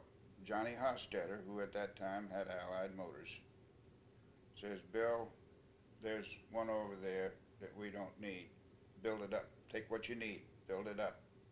When you get finished with it, the first time you put it on the track, anything you win is yours, anything you break, you fix." So I was sponsored to that extent. I could have gone to Daytona. I was eligible to race the 100-miler. I often wonder why I didn't, except that I knew I didn't have enough money to do that successfully. Well, I guess maybe one of the most interesting things, like racing at Piney Grove or at McIntyre's Farm or those places, everybody went, you quit drinking beer on Wednesday. You didn't drink any more beer because, you see, you wouldn't be able to race real well. Oh, you get out there on the line in your heat. You do real good. You've made the final. But you're not going to get any beer even if you win the final, because those clowns are going to drink it all. And here you'll be coming in second place in the final or third place, come back to the trailer, hot, tired, dirty. Who wants a Coca-Cola? Good riders. We had Gary Nixon, we had Dave Aldana, we had a whole bunch of the West Coast boys came east for this little circuit. And the thing that I remember the most, the practice line was always long. And there were always people trying to cheat on the practice line. But Dave Aldana had the best system of all, he thought. He was going to go right through the cafeteria with his bike, and the cafeteria had swinging doors. He got the handlebars and the front end through, but I was pit steward and I caught a hold of the rear end and pulled him back, and the doors grabbed him. And he turned around and he says, "Bailey, you won't let anybody have any fun, will you?" That was my confrontation with Dave Aldana, and he is still racing and doing real good. I saw him at Loudon this year. Yeah, but that was fun, pulling Aldana out of the cafeteria. Oh, I think it was a Sportsman's Park in Cleveland. It's a quarter-mile bank track. On a Harley? On a Harley, yeah. It was an old hand-me-down. There were several other people that started to race, and they would race this old bike, and then they'd get another bike, and they'd kind of hand this down, and they did the same thing. You had to have leather pants, and so the guy that was starting didn't have leather pants yet, so they had this old German submarine suit that somebody brought back from the war, and you looked like somebody from Mars out there riding around in this submarine suit. It's practically what they use now, you know, like a pair of coveralls made out of leather. But at those days, everybody wore leather pants and just a jersey. I didn't think about anything except racing. That's all I lived for. And I was serving my apprenticeship at the time, and As a machinist? yeah, as a machinist. And Sportsman's Park run every Friday night, but I couldn't get off on Friday night because we had to go to school. So about every other Friday I'd take off anyway, and they were threatening to fire me. And but I just stayed in their good graces, and that's about it. I raced Indian. Later on, I raced Indian, and I raced BSA. I rode on Norton a couple of times. But mostly, I had my own Harley. Now, did you ride Daytona? Yes, I rode Daytona several times, but I came in 18th once. That's the best I ever did. Flat track. Half-mile flat track was seemed to be the easiest. You came home and it was just... The most satisfying day in my life was at the Charity Newsies in Columbus in 1951. When I got the fastest qualifying time, and I took the final, the 20-lap final at Charity Newsies. That was a highlight of my career.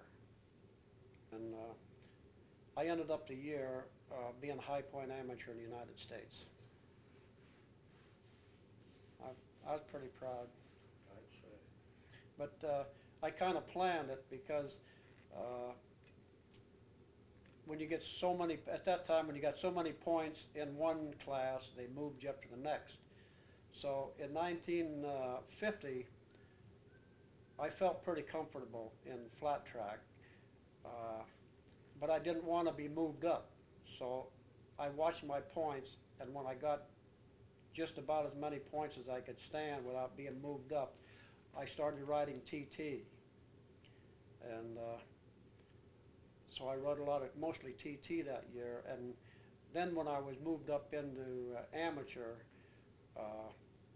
I was pretty experienced.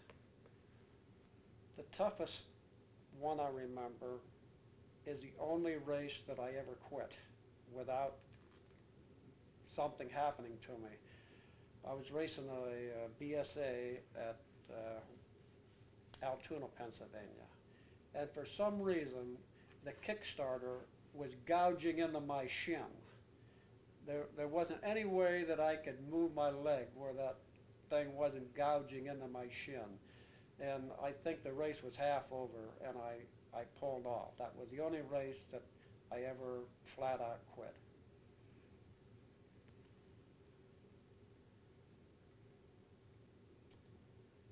I guess it would have to be Gabasini. He helped me with the engine. He didn't really do the engine for me, but he gave me a lot of good advice. At that time, we worked on our own engines. We would run on Sunday and come home, and if the track was dusty, we'd tear the engine down and put rings in it or whatever it needed. And he gave me a lot of good advice on engines. The factory never helped out all that much. In fact, I don't remember ever getting anything from the factory except one picture that they sent me one time.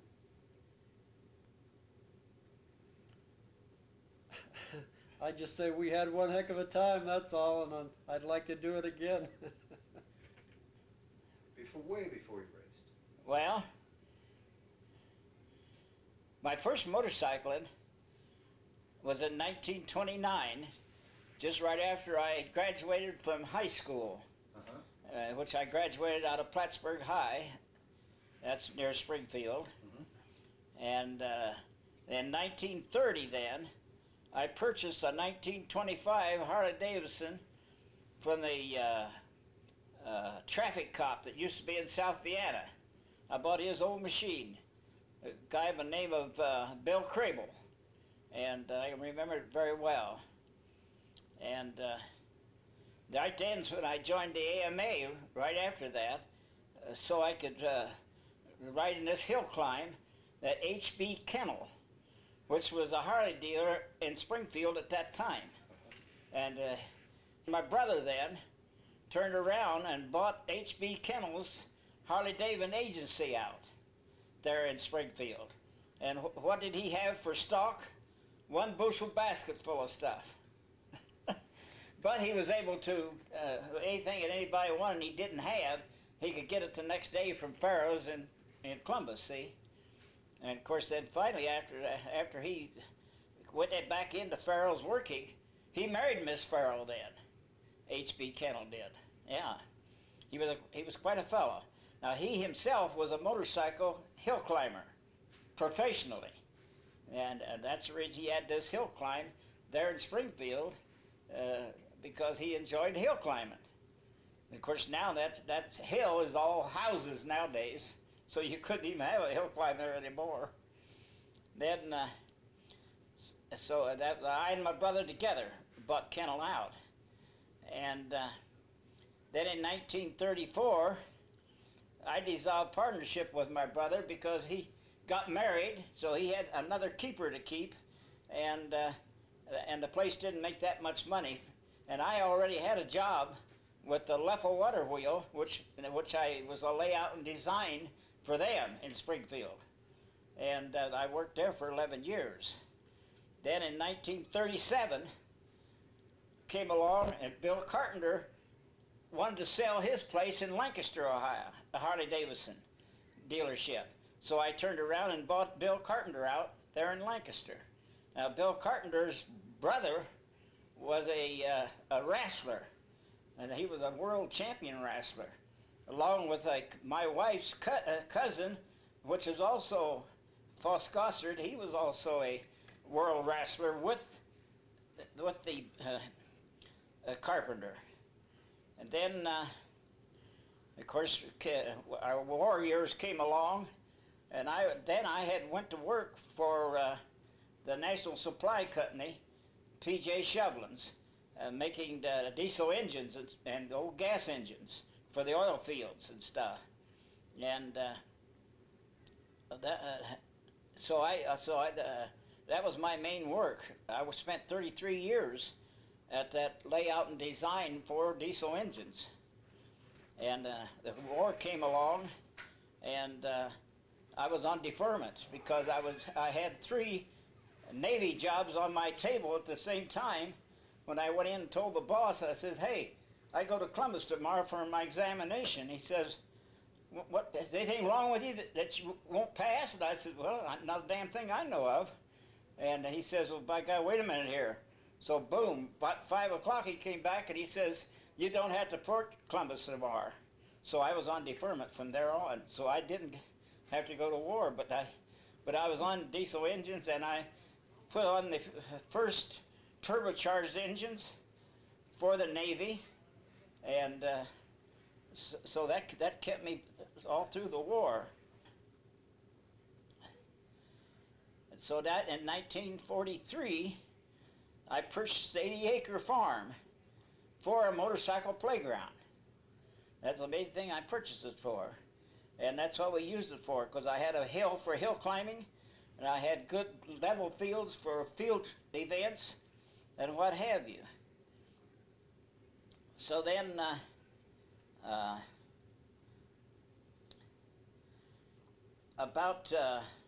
was going to think about the year. But anyhow, my wife was made southern director of the Motor Maids. And so we had what we called the Maids in the Woods. And we had a big tent out in the woods, and they camped there for a week. These motor maids did, and we had all kinds of field events and this, that, and the other. And I had an old log cabin up in the woods, and we square danced in that at nights. And we had ladies that came from almost every state in the Union to our farm while she had a 4-year period of this. Then she was made treasurer of the motor maids. So that took her so she had to go to the national events on that there, and that lasted 6 years. The last year that she was treasurer, the main event was up in Canada, St. Catherine, Canada. I spent 12 years refereeing motorcycle racing. That was on the track, TT, and hill climbs. I ended up being the first treasurer for the Enduro Rider Association, which is still in existence in Columbus. In other words, you know anything about them or not. Was it in all of the time that you spent in motorcycling that you felt helped you the most? Huh? Fellow racer or... Well, Joe Petrali, I had been with him on some races, and... Did he give you some help? Yes. Yes, we had a track there at Springfield, a 3rd mile track, and it was by the Indian man, John Thomas, which was the Indian dealer in Springfield at that time, and then well, let me see. But I had this question before. Time and the friendship that you had with the motorcycle folks?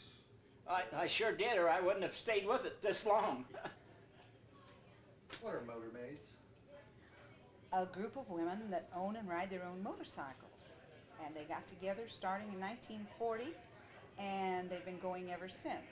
They had one of their first ones in Columbus, Ohio, a convention that as many girls that were in the area came to. They had their 25th here, and they just had their 50th. So it's been an organization that's been growing for all these years. Wisconsin Rapids was the one they had the first of this month, and that was, of course, 53 conventions. So it's a nice group of women that ride motorcycles to help promote motorcycling and show the better sides. Girls get together at different times in their own states, and they have different meets. They ride over the roads, and they ride in the country, and they have parties and things like that just to get together. They try to promote motorcycling. They give to the different charities, and they give to legislation to help motorcycles, and they give to the AMA for their museum. And they have at the museum in Columbus, Ohio, in Westerville, they have a motor maid section. Did you know that? Didn't know that. And it's quite nice. They have some older motorcycles. They have one of our first uniforms. And of course, Dot Robinson, being the president for so many years, is there in pictures and things. And then the gal that rode the perimeter and that wrote a book, Pat, can't think of her name. But she wrote a book and was well accepted, and so girls have contributed something, trying to make it look better because generally they dress well, and when they parade, they all look alike in our uniforms. So it's been a fun thing. I was about 17 when I joined, and I just got my 50-year award. What did you ride? I rode a Harley, the big one, the 74 generally. At 16, I was riding a 45, which is the smaller one. But as you get older, you just got to have that big one, the hog. But it's been a lot of fun. It's been part of my life. My mother and dad were motorcycle dealers since 1912. I see. And our motorcycle shop is still in our name, and it's over 75 years old now. And came down for our 75th anniversary, and they rode the outer belt of Columbus, Ohio, and raised $2,500 for MDA. So it was quite a to-do. was 75 years. Dick Clamforth were racing about the same time, and both of them used to come into the shop. And this one here, no, Dick was about 21, and we had birthday cake for him at the shop. We were dealers at that time, and we had a birthday cake for him at 21, and it was a lot of fun.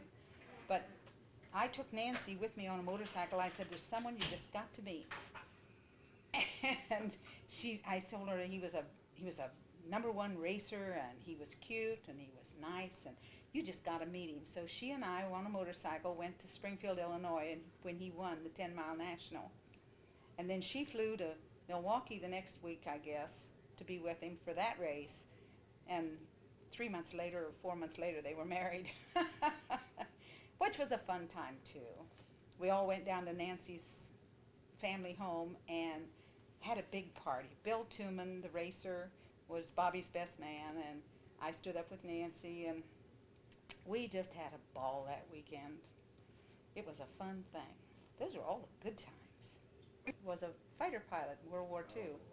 That's how I met him. We were in Santa Maria at where he was teaching students after he'd had his 50 missions in overseas. He came back, and he was training pilots to go over, and I was in the service, and I was stationed at the same station at the same Santa Maria Air Base, and that's how we met. I picked him up in a bar.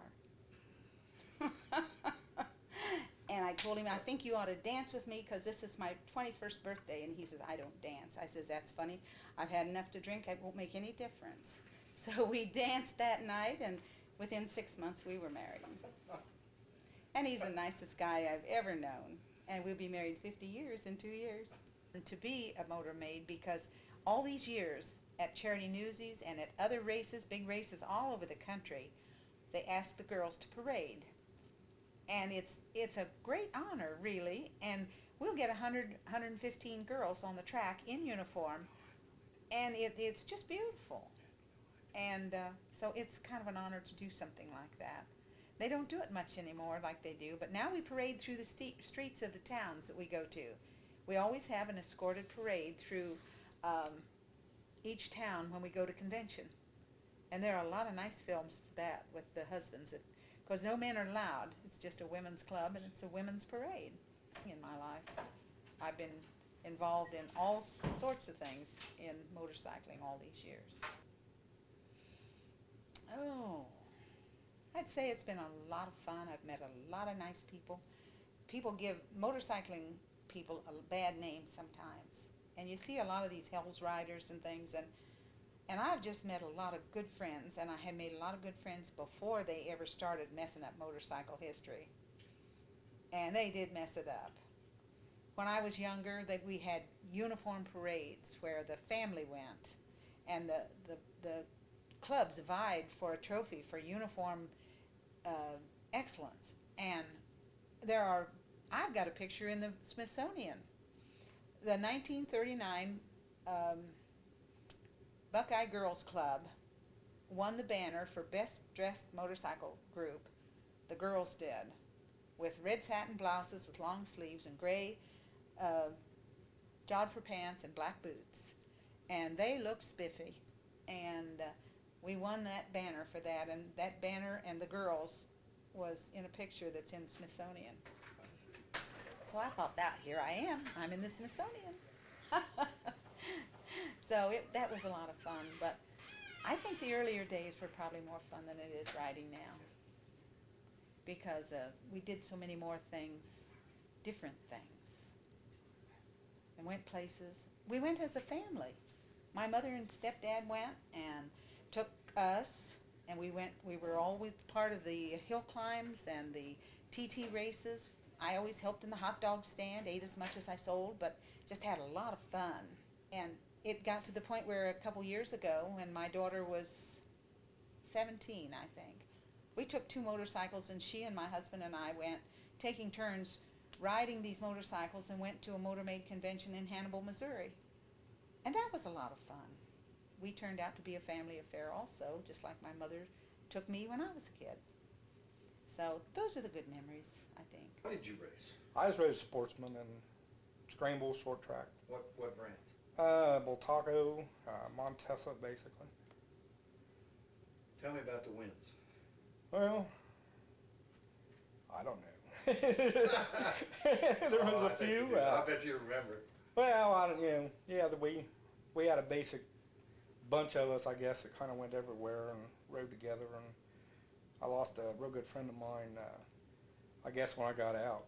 And then I started building bikes instead of racing them. So I think I enjoyed that more. I think after I got out of it, the other was fun when it when it lasted. Oh, And, nice. yeah, but we got into the. Well, I had more fun. I tangled up with a group of people who were really great. Matter of fact, I had a party last year that Dave, a bunch of them were at, and we've always kept in touch. I made a lot of good friends back then. So, I remember a lot of it. What Good times. did you flat track it? And at that time it was amateur competition, and it went semi-pro, and then you had to be 18 at that time to go novice anyway. And I was just turning at that age when that happened, and I got out. So you were racing then in high school? Yeah. As a matter of fact, I couldn't ride football because I accepted money as a semi-pro. We fought that through, the high school and that, and we couldn't beat it. So. But I thought it was something I wanted to do at that time and go on with it. But I don't know. Like I said, I decided to twist the wrenches on them and have more fun.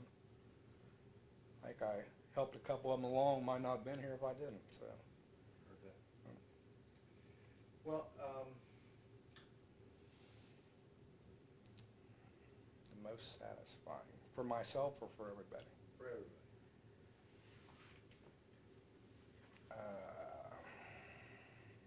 Boy, that'd be hard to answer. There's been a few, but I built a Bultaco for a kid that rode as a junior for me also, but his name was Mike Bumgardner, and the factory team had Garth Brow riding a Bultaco for them, and we'd all been to Daytona and puffed everything that they gave us. That was when they switched over to the 250 kits. And Springfield, Ohio, and out in practice, and Mike and Garth went out together, and Mike blowed him around like he wasn't even on the racetrack. And Bultaco wanted to know what we did. So we kind of worked a deal to get some help. That was the most satisfying. I finally got to put one on one. So my dad had 2 motorcycle shops in Columbus at one time and years ago. And I've known Dick and Bev ever since I was probably 6 or 7 years old. And I worked for Dick at the motorcycle shop. I worked at Honda Hills here, helping him. My brother-in-law and I both worked out here when it was slow in there, and Bev sent us out here to work. I helped score and do stuff for him out here, just on a friendship deal, and have a good time and spend a lot of time around the bikes. And Dick and I have been golfing some this year, and of course I knew about this, and age-wise I really didn't think I was belonged in it yet or something, but Dick said, well, you're of age now, you can do whatever, it's not explicit, but you're there. So he said, why don't you just join and come around? A lot of people be here, so I said, well, I'll give it a shot. And when he signed me up one day, and here I am. That's how they took a camera in your face. Yeah, here, sign here. What are we gonna do? Yeah, I don't know. Give me $20 and there we go. You know how Dick is. Yes, I do. But I take it back. This second time I've been here, Dick had one out here a long time ago that they had over a race weekend. And I was out for the races and kind of stumbled into it and met a bunch of them and stuff then too. But like I said, this first year I've been actually joining in on it. So During the whole time that you've been associated with motorcycling, et cetera, et cetera, et cetera, mhm. Who would you say has helped you the most? Well, if I was going to have to pick one person, I'd say Charlie Best. I knew Charlie since the time I was a little kid. I worked for him at one time. Charlie taught me a lot of the things I know as far as building bikes. I had never in my life seen anything that that man could not fix. You know, he liked to drink his Coors, and then he enjoyed life to the max. Now when I did, you know, like I said, I think I did a little bit better by, I enjoyed the racing. I think it was fun. But like I said, I got tangled up with a couple guys that, I mean, they really didn't have the money as kids to, you know, or their parents to really put them out there the right way. And I already knew the shortcuts. You know, I had a couple connections where I could help them out on parts and, you know, do the labor. And, you know, we all, well, we're still real good friends today. So, you know, it's worked out. The first time I ever rode was on a Valmobile. They were a little 50cc, like a motor scooter mini bike. It was about maybe 2.5, 3 foot tall and run 37, 38 mile an hour. They had little tiny wheels about this big and dangerous. But as a 5-year-old kid, I just hopped on one and took off. I didn't have any problems, no training wheel type deals or anything, and it just amazed them. But I had a good time on it. In fact, we played, I don't know, I suppose by the time I hit 7 years old, I was trying to figure out how to soup them up. I got one up to 52 mile an hour. A suitcase. Yeah, I also, there was a rider that, he rode pro back at that time when I was young, from out of Murray City. I can't remember his name offhand. But he had a Montesa dealership down in Murray City. And him and his brother both raced, and they came up to our shop one time, and he got on this thing and like to kill himself right in our parking lot. He's trying to play short tracker, and this thing, they're about this wide, about a foot wide, and on the left side there's a little peg that stuck out for a kickstand. And believe me, that was the most solidest little thing you ever seen. He put it, leaned it over, and it was instant. It just pitched you right straight over the handlebars. So it was really funny. It just, you know. And the purpose of this was you folded it up and... Yeah, they built, in fact, I'll tell you, I wish they'd build them today. They'd fold up, fit in your trunk. You could put them in a boat, in an airplane, you name it. They're Jap made, and at that time they sold for like $189.95. Today they'd probably cost you $700 or $800. But it was the most tricked out little thing I ever seen. The very first one was a Hare Scrambles in Charleston, West Virginia in 1953. I was riding a B-34 or 33, B-33 BSA.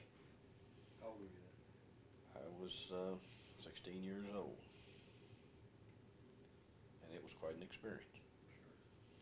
And it was a 60-mile run, partially on paved road, partially in strip mines, and I made it about 40 miles of it, was leading the thing, and the transmission went out. But it was interesting. Is it safe to say you were hooked ever since? Yeah, that's for sure. I got into hill climbing shortly after that, and worked for the Harley dealer in Charleston immediately after getting out of high school. And then I came to Columbus in '58, and I've been in this area ever since. I won the West Virginia and Ohio State Championships hill climbing in '58, '59, and '60. And in '61, I started riding dirt track. And I rode my first race professionally at York, Pennsylvania on Memorial Day. And I ended up 5th in points that year. And that was when you rode 750s as a novice. And the following year, I was high point dirt tracker in the country as a junior or amateur.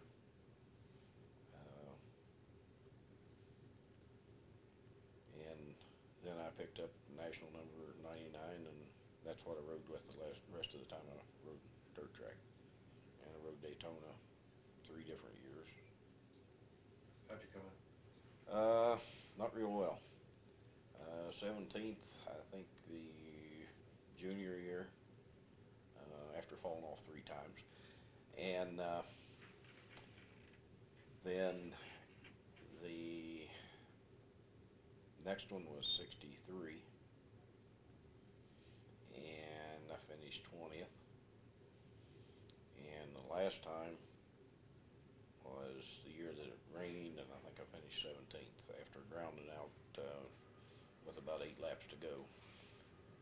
And came in and changed plugs and went back out and finished it, but not really well. KR Harleys. KR Harley. Yeah. I see. And then from that, I got married in 63, and stopped really traveling a lot and started just riding local races. And I rode Heidelberg, Columbus, and Peoria in 63, and I got 5th at both half miles and 10th at Peoria, and did quite well in the local races around Ohio and so forth. And then I started working on other people's machines from then on up through early 70s, and then I got busy at other things and didn't even hardly go to a race for probably 8 years, and then my son came along, and we came out to help Dick with a race at Honda Hills. It was a qualifier for the National Amateur Championship that year. 2 weeks later we were back and my son was riding. See, I was still going to high school. I didn't get out of high school until I was 55. I was graduated. And I was riding enduros and stuff before.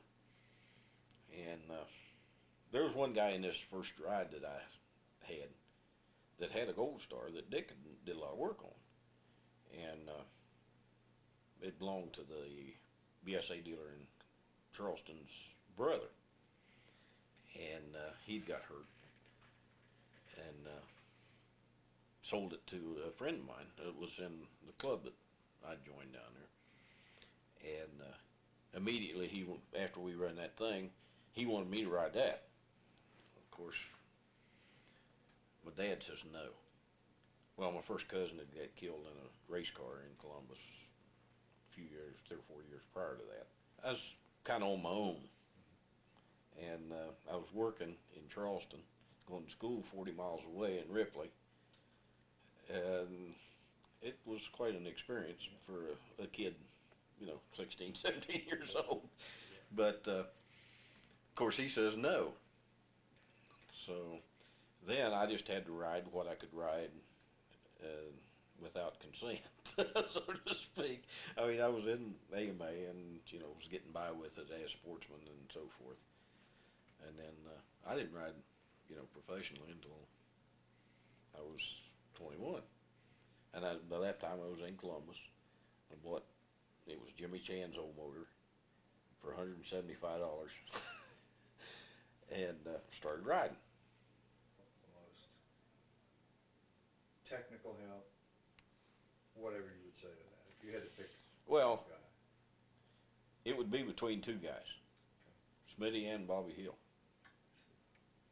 They gave me as much help with it as any human could. A lot of help along the way. Furniture van making a U-turn in the boulevard at 11 o'clock at night. And I was on 74 with no front wheel brake, 18-inch wheels on both ends. And I put it through under drop bottom furniture van. Under and out the other side. I saw I was going to hit it and I laid it down and it went clear through under and didn't have a scratch. Somebody had to be looking after me then. You know, Wasn't the money there that there is today. But it was, like I said before, it was a lot of fun. And it's an experience that you can't take away from you. And you meet friends that you'll never forget. Earl got the first one. 19 what? 1928. Yeah, You were before that. what was it?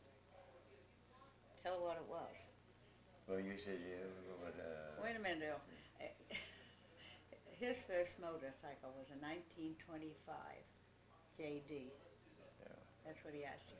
Yeah. And my first one, I guess it was the same thing, only it had a sidecar on it. Is that right? Yeah, I stole it off my father. He owned a motorcycle store at that time, a Harley agency. Also, he made sidecars in Saginaw, Michigan. And he took this motorcycle in on a trade-in one time, and I knew he only had $125 in the whole outfit. And so one night, my brother and I got down at the shop, and we painted the thing black and red. My dad came in and saw it in the morning, and he saw me beaming at him, and I said, I made that mine. He says, well, I guess we could spare that one. He says, that's how I got my first motorcycle. That was been 35 since that I've owned.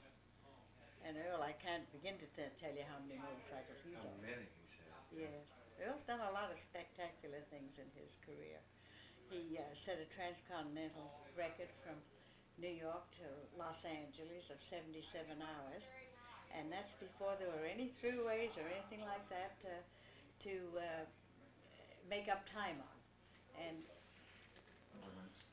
because he won't talk about He it. won't talk about it. I won't talk about mine either. So Earl's what you call an all-round motorcyclist. He's done a little bit of everything and done it all very well. And he raced on the track for years, and I only know of him falling off just once, and then I didn't believe it. I was watching him, but I didn't believe he went down. But he stood up and waved his hands, and so I knew he was all right, you know. And he raced TTs and cross-country things, and of course endurance runs. We both took part in a lot of endurance runs, and he won more than his share of national championships in his day. And he's still riding, and he's 85 years old, and that's an accomplishment, isn't it? Tell me how you met. Well, we met because he bought a motorcycle in New York, and the dealer took it for granted that he knew how to ride a motorcycle, but he'd never been on one. So he got on it in New York and rode through to Saginaw, Michigan, and I'm wondering now if the gods weren't very kind to him because he just didn't know anything at all about a motorcycle. Well, he came into the motorcycle store and he expected to take off the next day to go to see Yellowstone Park before he looked for a job. This is in Depression times, you understand. And so he was going to take that ride and then come back and find a job. He was born in Saginaw, Michigan. And so he came into the motorcycle store, and I got out of my father's car and ran into the place where I always spent my afternoons after I'd been in school. And he didn't go the next day. In fact, he didn't go for years and years later. And I got tired of hearing that story, so I finally said to him one year, we're going to Yellowstone, because I don't want to hear about that anymore. Oh, I stopped him, you know. But he has ridden every type of motorcycle and done a darn good job of it, won a good many national championships. It was so long ago that we started that I'm sure that we could become pioneers in those kind of things. And I definitely was a pioneer where women were concerned, because there were no women riding, just a scattered few over the whole country when I started. And of course that was not without a certain amount of pain, because I was invading a men's sport. But I tried not to ever take any advantage of the fact that I was a woman. But I also tried to be a woman and look like one all my life. So after a while, the competitors realized that I didn't expect anything any different than them to treat me any different than they did any other man, and I got along just fine. And I never had any trouble at all. What kind of things did you compete in? I competed in all kinds of endurance runs, road runs, 24-hour marathon races, and things of that nature, as well as doing an awful lot of road riding. And anything that the American Motorcycle Association would let me in, I rode. In fact, they got to the point where somebody sold them a bill of goods one time, and they said, well, now women can ride in all kinds of state championships, but they can't ride in the national. Well, that made me sort of mad. So I went to bat and got a bunch of petitions signed by all the competitors and by clubs all over the country, and they couldn't keep me out. So I was a pioneer. It's your turn. You can talk. Well, like Doc was saying, in the early years there, well, it's almost 60 years ago, in 1935, when I made a transcontinental solo run out to from New York to California, and I broke the existing record by over 40 hours. And that record was made the year before by the Whiting brothers on, I rode on one motorcycle and changed off driving. And I was all by myself solo on the job, and some restrictions had been put in by the head of the AMA, and they furnished me a sheet that had to have stamped at Western Union time clocks and signed approximately every 200 miles and in every state I went through. Well, that took an awful lot of time, and I thought it had been voted on by the competition committee that that was necessary to have the record recognized. I found out later that it wasn't. It was just the head of the AMA that put that restriction in. So anyway, Dot went out with a sidecar outfit the week before I went on the sole run, and we had a sanction then to try and break the sidecar record. And on the way back to New York, we changed out driving in the sidecar outfit, and but we entered bad weather, storm in Omaha, and was in the storm almost the rest of the way to New York. But we broke the existing sidecar record at that time by 2 weeks. And we made that under the weather conditions, everything, in 89 hours with the sidecar. And so that's the way we've been partners all our years now, our 65 years that we've been riding continuously. And Dot won 6 years in a row. She won a 24-hour run in the women's class on a TT course that required several turns. It was all dirt and had to be fully stocked motorcycle with a muffler, and she rode with a saddlebag on and a sport windshield, and won that 24-hour run in East St. Louis there 6 years in a row. And 1 year in 1957, I won the men's class there. My wife won the women's class, and there was only myself and the man that placed second in the men's class that had covered more mileage than she had in the about 50 other men that were in the run of all makes and sizes of machines. I think that was the most remarkable thing because if you spilled, this was on a dirt track, that if you spilled, you were disqualified. And she rode all those races, winning first at 24 hours straight without a spill. And I thought that was a pretty good accomplishment. Yeah, it hurts to spill. It hurts to get hurt. So we don't like to do that. Well, she knew how to ride and save her strength and the endurance. I don't know whether it was because maybe she was a little stubborn or something. She wouldn't give up on anything. I didn't give up on him, did I? I don't know how to give up. Nobody ever told me you can't do anything. So, if you think you can do it, you can do it. And what would you say about the best quality in Herm? Not so much riding, it's just His best quality? Yeah. He loves me. That's his best quality. I never rode a motorcycle, but she always went with my father in a sidecar. In fact, they crossed the country in about 1920 when there weren't any roads at all. Highway 66 was just a bumpy old cow trail when they did it. And that's what's really remarkable, to think that they were able to accomplish that. And I always remember that on the back of the sidecar there was a great big square box strapped on a cardboard box. And I wondered about that. What in the world was in that box? And it was years later I found out it was my mother's picture hat. And she would, when she'd get where she was going, she would primp all up, put this great big hat on. It must have been 2 feet across, that hat. It was so big. But she always looked just so prissy when she got dressed up, you know.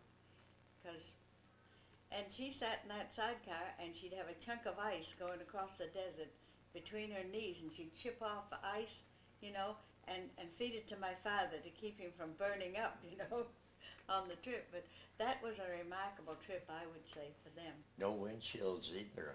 No, the machine didn't have windshields. He started out with a raincoat on, and it was long, way long. When he ended up, he had a jacket on because it kept fraying in the wind, and my mother cut off another layer as it frayed, you know. And what time he got to the coast, he just had a little short rain jacket. you like to be remembered? Oh, just as a motorcyclist. I was a motorcyclist, an all-around motorcyclist, and that's the way I'd like to be remembered. I don't want anybody to remember me as being dead. I want them to remember me as being alive. I've been alive all my life and will be till the day I pass on. What's your first motorcycle? Well, What's your first racer, your first motorcycle? first motorcycle I got in 1941 when I was 16 years old. It was a Pony Scout Indian. Bought in Pottstown off of Pop and Mom Kiss. Knowed it very well. And they really enjoyed the motorcycle business for a lot of years. They're both dead now, but their son and grandson still carried on the business in Pottstown, Pennsylvania. How long did you have it? Year. My local Indian dealer, and told him I needed a bigger motorcycle, like a Chief. And he says, "You're not big enough to ride a Chief. I got a nice 45. Yeah, I'll sell you." I said, "I don't want a 45. I want a Chief." So about a month later, I found one, and I bought it. So I made it a point to ride up to his store shortly after that on my Chief. And he says, "Where did you buy it here?" I said, "You told me I wasn't big enough to ride a Chief, so I had to go someplace else and buy it." So anyway, that was my second Indian, which I kept till I went into service. I rode it when I was in the service at Fort Benning, Georgia. I had it shipped to me. And when I came home from the service in 46, I bought a new 46 Chief. And I rode that till the vertical twins came out. In the meantime, I started racing in 47. Worked for several Indian dealers, Walt Troxel and Ephrata, and I moved to Lancaster. Moved my job to Lancaster, and worked for the Indian dealer Manning in Lancaster for a couple of years. Built a 648 Indian while I worked for him, and took it to Daytona riding a junior race, but didn't finish. The mag broke. What did you specialize in? Started racing TT, and I rode some half mile, and I rode Indian at Daytona, and Laconia is probably the only races I rode other than TT and half mile. Though I did ride a mile, a Sports Scout at Trenton, which was a mile. Most fantastic ride I ever had in my life. Finished, don't know how I finished anymore, didn't win it, but as as Sport Scout, you just go up there and shut it off and just go in a nice big broad slide. Never had really done that on a running fast like you did then. And 52, when I was practically finished racing, a guy by the name of Rod Coates came to my place one day and wanted to know if I'd be interested in riding a new factory Triumph at Daytona, the spring of 52. Well, I could have fell right through the ground, but I agreed that that'd be a good idea, so I went down there, and I got to tell you this, I never really knew why he came to my place and asked me that. But a guy I knew real well, Jack DuPont, who's now deceased, had the first option of riding that, and would you believe it made arrangements to ride a Gold Star, and he said, and I didn't know this for years, that he ought to come see me, that I'd probably ride it for him. And I never knew. In fact, I probably would have been embarrassed to ask Coach, now why did you come see me about riding that Triumph? But that's how he got to my place, through Jack DuPont. And I didn't know that for years. So I rode the Triumph factory bike for 5 years. And since we all know Paul Goldsmith, and in his little paper it says not many people beat Goldsmith on a motorcycle, I had the privilege of beating him at Richmond one year. And while talking to him yesterday, I was going to mention that. He probably don't even remember it anymore, but you know, he's rode so many races and so on. But why it was such a thing to remember for me, the Harley years paid him pretty good money for them days. That would have been 1953, first year expert. To come and make sure we had a Harley win. And he would have won. The only thing I was sort of determined to win a half mile on a Triumph, since they thought I was good enough to be riding their factory Triumph. I thought I'd have to show them that I was good enough to ride it. Well, several guys convinced me at about 32 years old you shouldn't be riding with them guys anymore. And it really was harder for me, I don't know whether they were going faster or it was getting harder for me to run up front. And the last time I rode Laconia 100 miler, I finished 5th. And it seemed like I rode awful hard, harder than I rode when I won it and got 2nd. And now I'm riding harder and finished 5th. And the guy that I enjoyed riding with as much as anybody and probably learned more from riding with him was Dick Clanford at Laconia. Now you talk about a guy who could ride a motorcycle smooth and easy, made it look so easy, and went fast, was Dick Clanford. And also rode with Tommy McDermott quite a bit. And enjoyed riding with him in Sherwood a lot. They were nice guys and good riders, and always enjoyed riding with them. Race. Your very first race.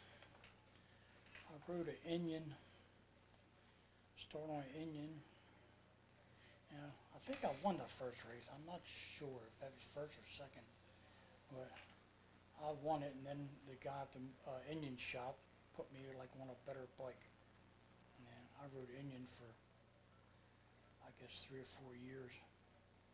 And I switched over to Harley after Indian went up. And 1952, I was High Point novice TT for United States. Yeah.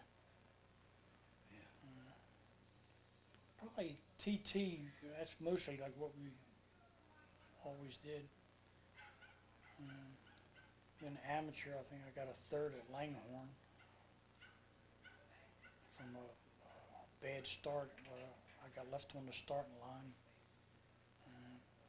After I finally start catch up, I did wind up 3rd.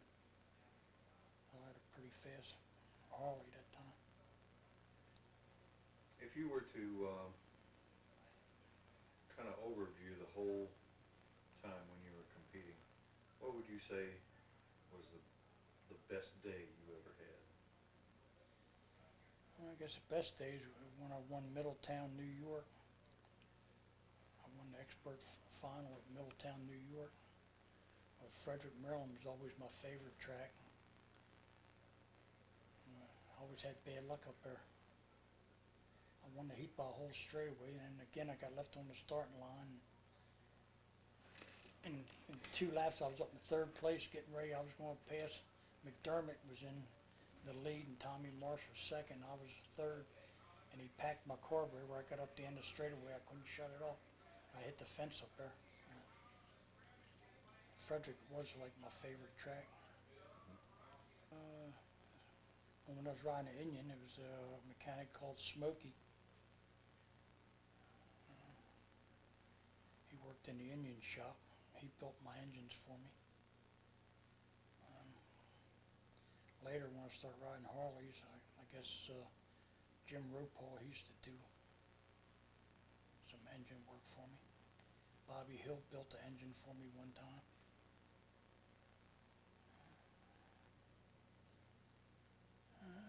Indian Scout I had one time. I had an Indian Scout. It was like really unique. One of the racers had built it and he sold to the Indian dealer. And I got it from the Indian dealer. It was a nice little Scout. When the time came that it came for you to quit, why did you quit? Well, mostly my knee was bothering me. I'd injured my knee. I at Hagerstown, then a couple times on the job I re-injured it. The knee just got so painful. Then I would start driving the truck, and they were bitching for me racing. They didn't want no racers working for them. The Harley dealer, I think somebody told me the factory, Harley factory, wanted him to sponsor somebody, and he asked me if he'd get a KR, would I ride it? And I said, yeah. In the meantime, he had a WR Bear, and they painted it all up. In fact, that's the one I got 3rd on up at Langhorne after the bad start. That thing really run. And I rode that, I guess, I rode for a good while. I guess he never did get the K. And finally, I bought a K. It was a 53. But first time I rode that, I went out and practiced with it. I was supposed to ride a BSA that day for some guy. And Jim Ropal, he brought the K up and wanted me to try it out. And I went out there and nobody could touch me. I was passing people like they would stand still. So then I practiced the whole practice time on the KR, and the time for the race, I got back on the BSA. I told him I'd promised the guy I was going to ride it. He brought it. Told him next week we'll start riding the Harley. So I went out on the BSA into the 1st turn, out of the 2nd turn, neck and neck with everybody, and instead of shifting it to 4th, I knocked it back into 2nd. And man, everybody back of me and all was almost run into me, and like I was sliding sideways, and it just locked it right up. And it was funny. The guy I was riding for, he always said, now if the motor blows up, he said, I'm responsible. He said, now if you wreck it, you're responsible. And here I was going sideways. He come running across the field. It was funny, but that's the only time I really made a mistake, because I used to jump on. I'd ride an Indian one week, and like back then I was like really underprivileged, I guess back then. I was like, I had like 3 kids, 4 kids. I had like a 60-hour a week job and had a family, and a lot different than Back during today. when things were considerably looser, Yeah. when you was feeling free, what's the craziest thing you ever did on a motorcycle? I don't know, I guess jumping across this bridge. It was like one of them dirt roads came up to a bridge. It was like a long bridge, and we were hitting that thing and jumping. And I must have landed on the front wheel and rolled, and I didn't remember nothing for a couple of days. I shouldn't have been in my first race. I had to back up a little bit. I was working in Louisville, Kentucky for Belknap Hardware as a maintenance man, and I got some kind of a rheumatism. and it would be in my feet, where it would take me 15 minutes to walk from here down to the road. That went from one doctor to another. Nobody really knew what it was, but I finally got a good doctor. He took an electrocardiogram and said, "You got rheumatic fever, you got a heart problem." Says, "I want you to get home and stay in bed for a month." I stayed in bed for a month. The next month, downstairs once a day, and then lay around. Then for the next month, I got to do things around the house, and all this time I was getting my race job ready. He says, "I'll let you go back to work." We loaded up and I headed for Evansville, Kentucky to the TT race as a novice and got second place. The following week, I took my Indian to Salem, Indiana, first flat track I ever run, and got second place there. Raced a few more races because this was towards the end of the season, and I was running a 1936 Indian that didn't even have Bonneville cams in it. It had the Daytona cams in it, so I was big, such as my size right now, which I'm about 5 pounds heavier than I was then. It was just in different places. So I was at a big handicap, so when I beat somebody, it was going into turns or through the turns, because everybody beat me on the straightaways. So then, 42, we got to race a little bit. Then I joined the Navy, sold all my equipment, and I came back out of the Navy, bought me a new Indian Chief, black chrome bars, wheels, magnet ignition, $600 for it. I looked around for an Indian Scout to make into a racer, and they just couldn't be found. And Cobby Brown, the mechanic out at the Indian shop, told me that if we could find one of the old Army 30.5 cubic inch Indian pony types, that he could bore it out and put 45 pistons in it. And it wouldn't be but about 37 cubic inches, but that's what I did. It turned ungodly RPMs and vibrated so bad everything fell off, but I won a lot of races with her as a novice. I sold that and got a 38 model, and I run that then for a few more years, and then I got some later one, kept updating. And I started out with Bobby Hill.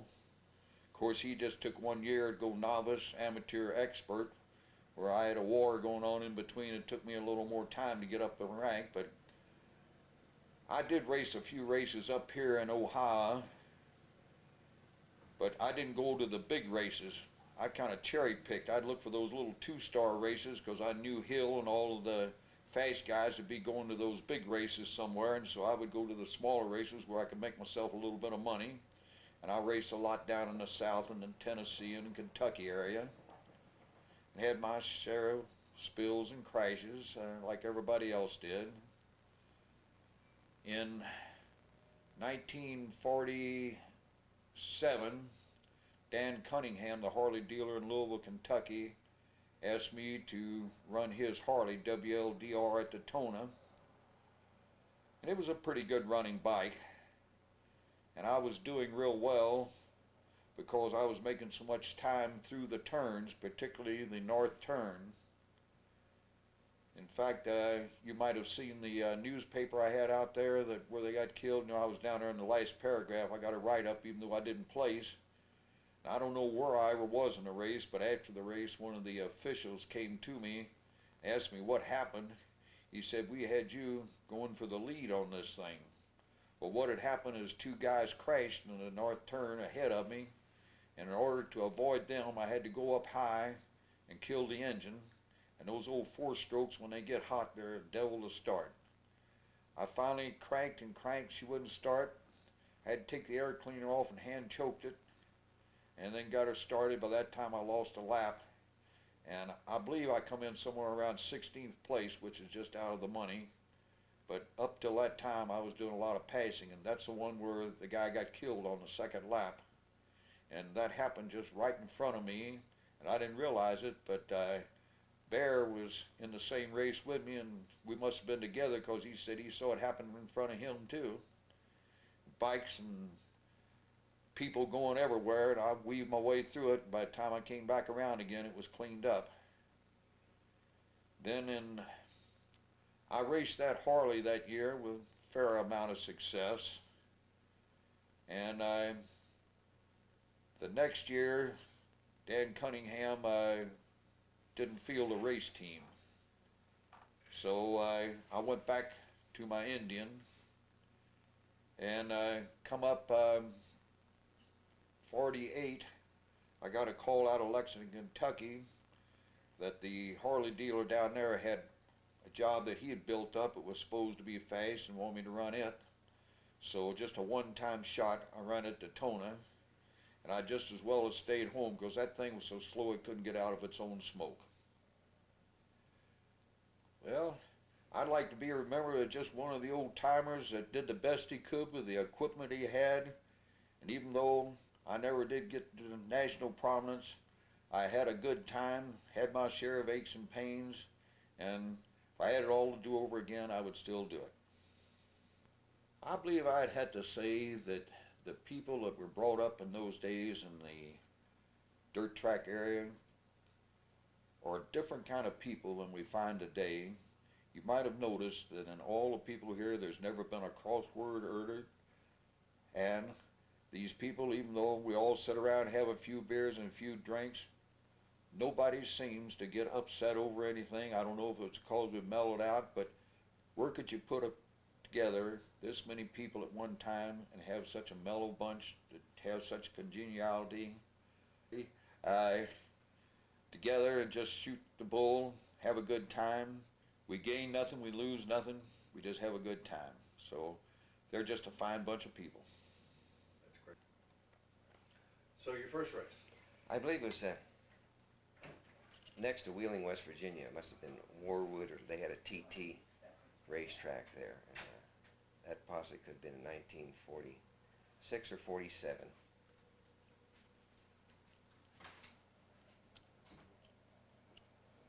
How'd you come out?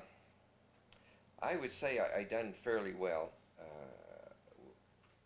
There wasn't too awful many riders at those, like a 2 or 3 star TT. The money, a lot of the big time riders would go to the races that would pay more money naturally. And we have a progressive system. You win your novice, and the winners out of the novice that take up into the amateurs and on into the experts. And I've done that at a couple tracks through those years. And you win a couple, and then you place in the experts, fortunately. And there was a few dollars there, and bought your tires and gasoline. What'd you ride? A Harley Davidson, the first machine. It was built up. I worked for John Edengard. That's how he got started. He TT'd at that time, or a few years before that. It took an old frame and an old surplus Harley engine. I remember paid $75 for the motor, and we loosened it up. We didn't know too much about it, but loosened the engine up and shaved the heads, and went out and rode that a year or so, and made a couple dollars, to pay the expenses, and had a lot of fun, and had a lot of scabs in my elbows. So that all summer long, I never healed up usually. I've had more than one best day, I think. Never done anything spectacular, but I believe the Charity Newsy at Columbus was one. I had a gold star at the time, and I went out and won my heat. I got a good start. It was a groove track, and Carol Ress-Weber was one of the hot boys at the time, and I got out there and won my heat, and he put the old tire against my leg and burnt, and I wouldn't get out of the groove, and that was one of the times. But the final, I didn't do any good in the final event. John Edengard helped me get started as a kid the first year or so, and then there was a couple others on the way. I forget the one gentleman, but I rode for Chick Walker out of Pittsburgh in the later years, and he helped me a good bit. And I guess there was a few others. Don Martin was BSA dealer in Pittsburgh. When I went to BSA, he helped me an awful lot. What's the craziest thing you ever did on a motorcycle? I can't tell you. Now, the second craziest thing, the second craziest thing would be, I guess, falling off a lot. When I quit racing motorcycles, I quit 100%, sold everything, and that was it. I quit, and I had other things to raise a family, and it was time to quit. My body didn't heal as quick, and I guess when I slowed down and accomplished what I wanted to accomplish, I had some time, and I got rumors the fellows were having a get-together. I believe Glenn Jordan called me, or I got a letter in the mail. Glenn was a personal friend of mine, and I attended one. I've been here every year since. This is probably the 5th year, I think. I'm not positive, but I lose track of time now. I knew Harley this past October. That's going to be my next question. What bike? Yeah, FRXS convertible, and I have 1,500 miles on it, and I've had it probably 8 months now. But I just put those on in Florida in the wintertime, tinkering around down there. But I really enjoy it. If you had a shot at just about any of the bikes that you ran back then, what would you like to get your hands on? Well, more than one. I really love the Gold Stars.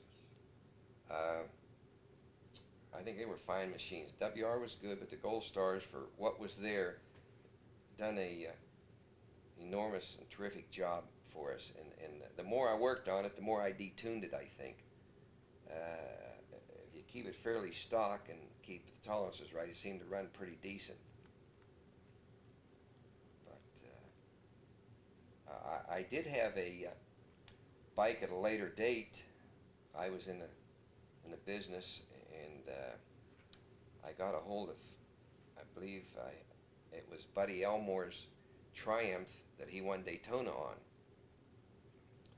And I had that for a couple years, and when I got out of the business, I sold everything, and that got away from me. And I think I might know in the area it is. I think I'm going to locate it.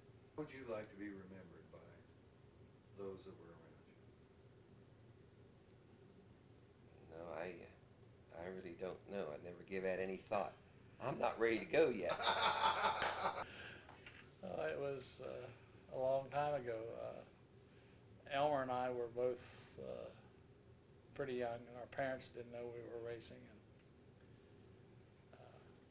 And I used to take Elmer's clothes home with me, and my mother would wash his jerseys. And he'd take my jerseys home with him, and his mother would wash them for us. It went on until I got an ankle hurt, and I got found out. And Elmer's mother had finally looked into the enthusiast and found his name in there. And so he had to tell her that was for winning a slow race at a field beat. But we had a lot of fun. How did you find yourself most comfortable with flat track? TT, I was strictly TT. The main reason, I weighed about 240 pounds, a pretty good sized boy. In fact, had one of the fellows here yesterday ask me, said he had been to Martinsville, West Virginia, and said there was this great big guy got in front of him and says he couldn't get around him nowhere. I says, well, it had to be one or two people. It had to be either myself or Ott Burgandy, which was, now Ott was a big man, weighed 285 pounds, and rode a big Harley 74 on TT. And he says, well, I says, now I rode a 61 and Ott rode a 74. He says, no, this guy rode a 45. I says, it's Ott then, because I never rode a 45. But Ott was a huge man, but one of the best TT riders around. In fact, won that championship here in Ohio a couple times. He was an expert of it. Very first race. Well, this is another story. We had a very good dealer there in Steubenville called John Needengard. Has a I had a T-shirt here I got it from him yesterday when we were in his shop, and or from his shop. John's no longer alive, but John had this old 61 there, and that somebody they'd built up as a racer, and the guy owed him money, so he couldn't pay it, so he get back to me, and John says, "You take it and ride it." We were going down to Warwood, West Virginia, or Wheeling, we called it, and I went down there that day, and I did qualify and did ride last place 2 times. So there was only 2 guys there that day that hadn't made any money. Me and a BSA rider from Parkersburg, West Virginia. So they said, "Look here, everybody here today has made money, but you 2 guys. So we're gonna put up $5. Winner gets 3, second place gets 2. 3 laps, I blow the engine up for $2. Didn't go on gypsy tours because every Sunday we raced at a TT somewhere. Used to be that we could go, we'd do what they called cherry pick. We'd hunt, there used to be 1, 2, 3, and 4-star races. And so we'd always hunt the 2 stars because we knew that that the better guys would be at the better races. So we would go to the 2 stars, and then everybody that was 3 stars would, instead of being at the 3-star races, they'd come to the 2 stars. So we ended up everybody raced everybody anyhow. And that was its memories. Really, you don't realize. 2 years ago, at the day after New Year's, it came in mail at my house. 4-inch square box. Inside this box was an old broken piston. And this piston was out of the last race I'd ever won. I blew up the motorcycle. My son, which is out there, was in the sack waiting to be born. Couldn't afford to fix it, and never went back. Just that was it. Well, this was the piston out of this. Since these times, I've done much better. And when I got this piston, I damn near cried. Because here, right out of 50 years out of your past, comes a piece of it, you know. Who sent it to you? Was Elmer's younger brother. He had picked the piston up and burned his hand. I remember he was just a little boy then. And then when Elmer and I had been away from each other for so many years, and then come to find out that he had also moved to Florida part-time within about 15, 20 miles of me. And we made a phone call, and he showed up at my office one day. I'm in the real estate business, and he showed up at my office one day. And I thought I knew him. I wasn't sure. And of course, my wife heard us talking out there, and she walked out, and she immediately knew who it was. She ran over and gave him a big hug, and a kiss. But we were all, we all were together when we were young. She was telling Elmer about the time that we needed money for something, for gas or something, so they turned her upside down and shook all the money out of her pockets. That was before we were married. But we had good times. Is the craziest thing you ever did on a motorcycle? Learned to ride one. That helped you the most and got the least credit, perhaps? I'd say it would be John Needengard. Of course, you got to remember we were in times when things were very close with money. John used to tear down old bikes, and if they had good pistons in them, he'd save them for us. Or the rods were rebuilt, or he'd rebuild us a set of rods. But he kept us supplied, not in new parts, but in good used parts. And then if we didn't have time, if we were busy working, he'd go ahead and put the motors back together for us. Never charged us a penny, and was very helpful. John was an old racer himself. And in fact, in 1949, I think we had 15 people racing out of this one shop. Elmer used to help me quite a bit. Elmer was a very good rider. And a Harley Davidson dealer here from Newark named Paul Fast. And but I've tried to find out if he was still around. He was a lot of help sometimes. In fact, he'd send me some things. And usually if you go to the track and you break a set of handlebars or something, and And if you didn't, or if nobody had anything there to fit you, then the fans would come out with something. I've had to actually go out and strip Kickstarters off of fans' bikes and put on my bike and race it and then take it off and put it back on everybody. They would do that, the people that attended, you know. I broke a whole Kickstarter out case off one day. We hunted, of course, I rode a 74 or 61, and everybody else rode the 45s. Well, nothing interchangeable, nobody there had one. So one of the fans come up and said, "Well," says, "I got a bike over just like it." So we'll take it off and put them on here, and we did. And that was This is probably the only Philip. my biggest thing here was yesterday. Elmer's been trying to get me to come to this ever since we met again. And was a lot of people's names I could tell them on the tag. I feel that they're in the motorcycle racing world, they're so far ahead of me that I don't even have the right to even be here. But 'cause I saw a lot of people I know, and renewed a lot of old acquaintances, and ran a lot of TT races over again. Yeah.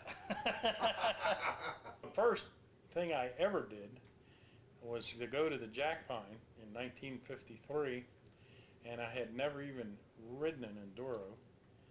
I borrowed a BSA Bantam 125, and it beat me to death. You know, I went I think I went 175 miles, and I died and the bike died, so I decided that was enough, and we left to go to Pitt. We lived in Pittsburgh, and we had to get back to Pittsburgh. And a couple days later, Don Martin, who was a dealer in Pittsburgh at the time, or still is, he said, "Why'd you leave so early?" He said, "They had a big trophy up there for you." And that 157 miles in the 125 class was big enough for second place, and I think it was the biggest trophy I ever got. And I knew nothing about enduros, route cards, or anything. I just got on that little BSA and started following the red arrows, and it ended up being the best thing I ever did, the biggest trophy I ever got. Elmer's pitman. I went with him to the races. We ran on the beach at Daytona. We ran Richmond, and then all the local tracks in Pennsylvania and over here in Ohio. And we had the AJS, the British bikes, and really started scrambles. They called it TT originally, and we sort of started the amateur scrambles, the amateur sportsman hill climbs. And so we did that for about 5 or 6 years, and had a good time at it. One of the fellows who was in our group came back from Germany. He was in the Army, and told us that we weren't scrambling, that was motocross, and we didn't know what motocross was, but over the years now we sure found out about it, you know. But we promoted races, and I belonged to the Leaping Lynx in Pittsburgh. I was one of the original members. We started that in 1951, I believe. And we were known up in Michigan. We'd come with a big gang every year to Jack Pine, and probably 10, 15 riders, and they knew us everywhere, and over here in Ohio. Elmer Morrow was probably, out of our gang, was the one that was famous. He was had a national racing number and was known pretty well. Why did you decide to quit? I started having a family. I bought a new house. I had 2 babies, and it seemed like I had 3 in 3 years there, so that my wife carried 3 around in diapers for a while, and I'd go from motorcycles to boats. I raced hydroplanes for a couple of years, but I found out that was too expensive. I couldn't afford it. And as I said, I sold the bikes to get into the boats. Strangely enough, when we were riding enduros, we were younger. I guess we were 21, 22. We didn't drink, and we sort of frowned on what we called the happy Harley riders that were boozing and raising hell all the time. But they were mild. They were mild compared to what you run into nowadays.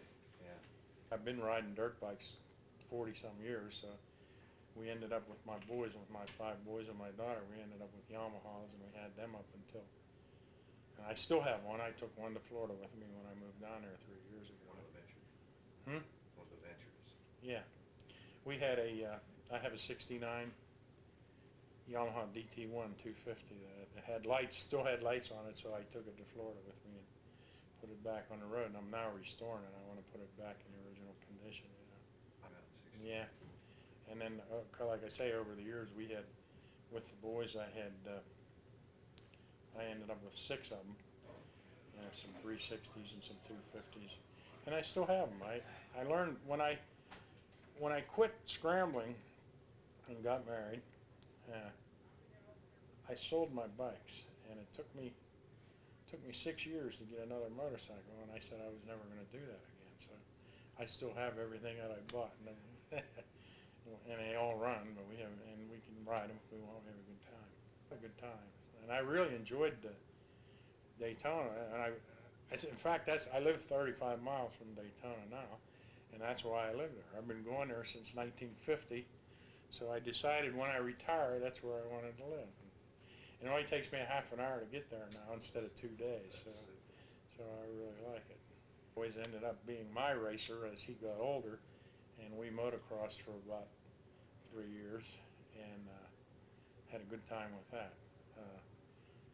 When he was only 16 when we started, he was in high school, and he did fairly well. In fact, I think he came in 3rd in our district the one year. We were running in the open class, and when he graduated from high school, I worked construction for 30-some years, so I got him a job with me as a laborer. And I told him, now you're making big money. Next year you buy the bike. You have to buy a new bike every year to be competitive, you know. I said, next year you buy the bike. And he retired on me. He didn't want to spend his money. Thing you have ever done on a motorbike? We've done a lot of goofy things. Probably trying to get away from the cops when they were chasing me, and I did. Because I had a dirt bike, I could always duck in somewhere and get away from them. But we ran them around for a little while and then got away. And ended up, a couple of my boys did the same things, you know. I'd be sitting on a front porch, and one of them would come flying up the street and around the house and put the bike in the backyard and come out and sit down beside me, and then about 5 minutes later, the police car would come. Bikes that you'd like to just get your hands on just for the fun of it or the reminiscence? Oh, I would love to have one of my old AJs. The last one I had was a 55 AJ Scrambler that I bought brand new, and I would love to have one of those today. Was the 18 CS? Yeah, I rode it in the Jack Pine in 1954, I guess. 55. Oh, it was a 55. I had a 52 350 that I rode it to Jack Pine, and then when that 55 Scrambler came out, I bought it, and I rode that up there. I go to these auctions now and see them. I would love to have one today. Yeah, that was a good old bike. Daytona, went with Elmer. I had a Volkswagen van, and this was before there were any hippies or any Volkswagen vans. My wife and I were on our honeymoon. We lived on the beach at the lighthouse, and that was our honeymoon. And at that time, my number 1 son was conceived.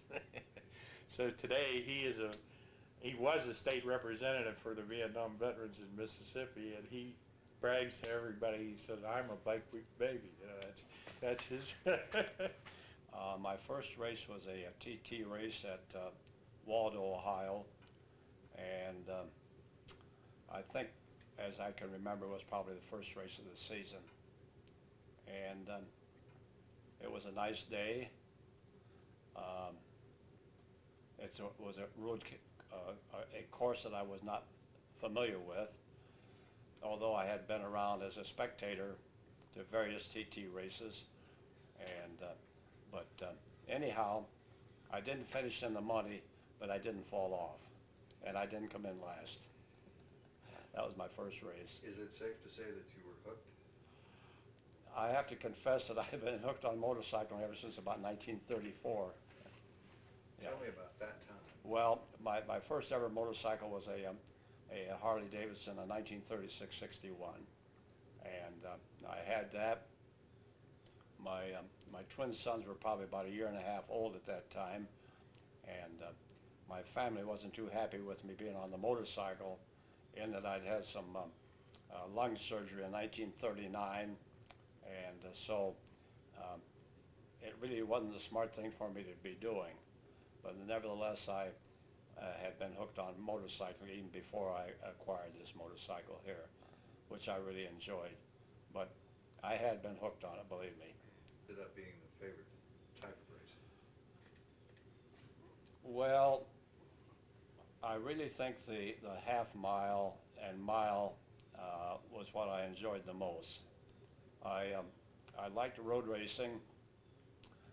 The only thing that had happened, I had made a trip over the handlebars in the north turn of Daytona in 1956, and in the process, they had the brake lever on the handlebar, which was like a blade. Later they used ball end levers, and I had a climber helmet on, which is an aluminum helmet, and so there's a couple of different pictures of me in this before I left the motorcycle, and this was on the beach course at Daytona, and I always had powder puffs on each, sewed on each glove, so that you could wipe the spray off of the goggles. Anyhow, I held on to that thing until the last minute, and what had happened, we started almost down at the south turn, and we were coming up full speed into the north turn, and there were about 10 bikes all went down, and I mean it happened, you know, like quickly, and there was no place for me to go, and I could see these two bikes like tail to tail. So I got over that with my front wheel, and when my back wheel hit it just over, and I did a flip in the air, and of course when they did that flip, my helmet hit that blade and almost went through the helmet. And what it did, it stunned me. Unfortunately, it didn't go all the way through, but the one exhaust pipe on my Harley went right through the instep on my boot, and you know, lacerated it. And there was a guy following me. He suffered the worst because he had a broken leg and a broken arm, and we were able to get the actual photographs, glossies. They had like about 3 different photographers from different cameras, so we were able to get those, and then one of him and his motorcycle is standing right straight up here before he comes off. So he and I took a trip in the ambulance from the beach over to the mainland to the hospital, and he had a broken leg and a broken arm. They checked me for tetanus shot, and you know what they do, they check you first, then they give me the shot, and so in about 2 hours they discharged me. Well, I was back out then the next day to watch the 200 miler. At that time I was an amateur. But I noticed then that when I rode at Daytona in 1962 at the Speedway, coming around the 3-4 turn down the straightaway to where you start to go into, I was having trouble with my depth perception. And I never had experienced that when we're driving the car. So after about 5 or 6 laps, I decided that I should not be out there. I was endangering other people and myself, so I quit. But I enjoyed the road racing. Later that year, we went to Meadowdale, which was a road race course up northwest of Chicago. And that was a completely different course. And so, but I ran that, but I was not among the front runners. So I didn't have any problem there. And then I ran later that year at Watkins Glen, and I think I come in maybe 18th or 19th, which, considering my age, I felt, you know, kind of proud of it. Well, there's been several of them, but one was the Paul Myers and I started out together in 1947. I furnished the trailer and the transportation, and we used to run at the Sportsman Park out in Northfield, or Bedford, Ohio, on every Friday night. And then we would go down to Canfield Fairgrounds. They had a flat quarter. And then we would go to various half-mile tracks throughout the state of Ohio. But I guess the most satisfying was in 1948, we went to Daytona. And at that time, he worked as a Harley dealer for the Westside Harley-Davidson in Cleveland. And I had a new bike ordered, but it wasn't to be in time. So I had been riding a 46 WL as an endurance run bike. So I had the dealer in Elyria do the best he could to make it run pretty good. So anyhow, on this particular deal, he ran his high-speed jet down too much and blew a piston, and I was able to finish the race on my old homebrew job, and that was pretty satisfying. I hope that I'm remembered as a nice guy, and I've always tried to help people.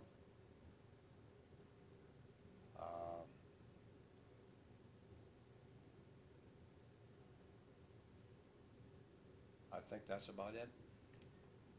First motorcycle actually was a Simplex service cycle in 1942, and I had so much fun with it that I just had to have a full size. So in 45, I got a 4161 cubic inch Harley Davidson, and that was bad because me and a couple of my buddies went over to Charlotte, North Carolina, to a half-mile flat track dirt race. And I said, that looks like more fun than anything I've ever done in my life. So I said, I've got to try that. And I really liked it and did fairly well without sponsorship, just as a privateer, and going around primarily to the local races within, say, 60, 70 miles of Spartanburg, South Carolina, which I was born and raised there. And so we'd go to Gaffney, to Charlotte, down as far as Augusta, one time to Savannah, I remember, over to Greenville Air Base Speedway, they called it, over there, and then up to Asheville, Weaverville when it opened up, and that was racing in the bowl. And I had a lot of fun, and then I thought, well, you know, I'm getting a little better, got amateur status, and I thought I'd go up to Richmond and try my hand, and they had 100 and some odd entries there. And of course, that's a lot more than is going to get to ride. But we ran the qualification runs in heats, and the first two in each heat got to run in the events, you know. So I was second fastest time that year, and I thought I'm really ready to go. And then 2 weeks later, down in Florida, we had the Southeastern and had the wreck. And of course, in the hospital, I stayed in the hospital for a couple of weeks in Florida, and then about 2 weeks when I got home, I went home on Pullman. The nice Catholic ladies, the nuns, the nurses saw about me and got me back home. And I had a lot of time to think. I had 2 children at the time that I probably wasn't being fair to my family, so it gave me time to work out a set of values that, but I was a dealer. I was a dealer. I started out with BSA and Triumph, and then I got Harley later on. Helped you the most? Buck Brigance from Charlotte, North Carolina. He was expert when I started, and sort of took me under his wing a little bit, you know, and helped me, told me things to do and all at the races. And Buck was one of these good fellows. He'd say, fall in behind me and I'll show you. But he was hard to follow because he was moving on pretty well. Of course, Buck won national championships, and he was a top-notcher in his own right. He won the Southeastern, as a matter of fact, in the one that I was hurt in. But I'd say that he probably had more influence. There was one other fellow, but he got killed in an automobile accident just after I started racing. So he really didn't get a chance to help me nearly as much as he would have. His name was Nolan Gross, and he was a former Indian and Harley dealer there in Spartanburg, South Carolina. As a dealer, I taught a lot of people to ride. And I would try to make them appreciate motorcycling and enjoy it and not be afraid of it. Road, that's not the place to race on the highway. I did do that one time. This fella sort of egged me on, And I did run real fast out our dual lane highway toward Greenville one day, and I promised myself and the good Lord to forgive me for that. I wouldn't do that again. So I did my racing on the track and the race course after that. Just, about 30, roughly 30 professional races. And of course, you know, at each race meet, you usually got to run a couple of heats and hopefully a final. So that would add up to something like 75, I guess, total races. And I had a fair measure of success. I won probably 4 or 5 races, got 10 or 15 seconds, a lot of thirds and fourths, some DNFs, some fifths and sixths. You know, that's the story of getting started in racing, and also not having any sponsorship, because I was a privateer sponsoring myself out of my own motorcycle shop days.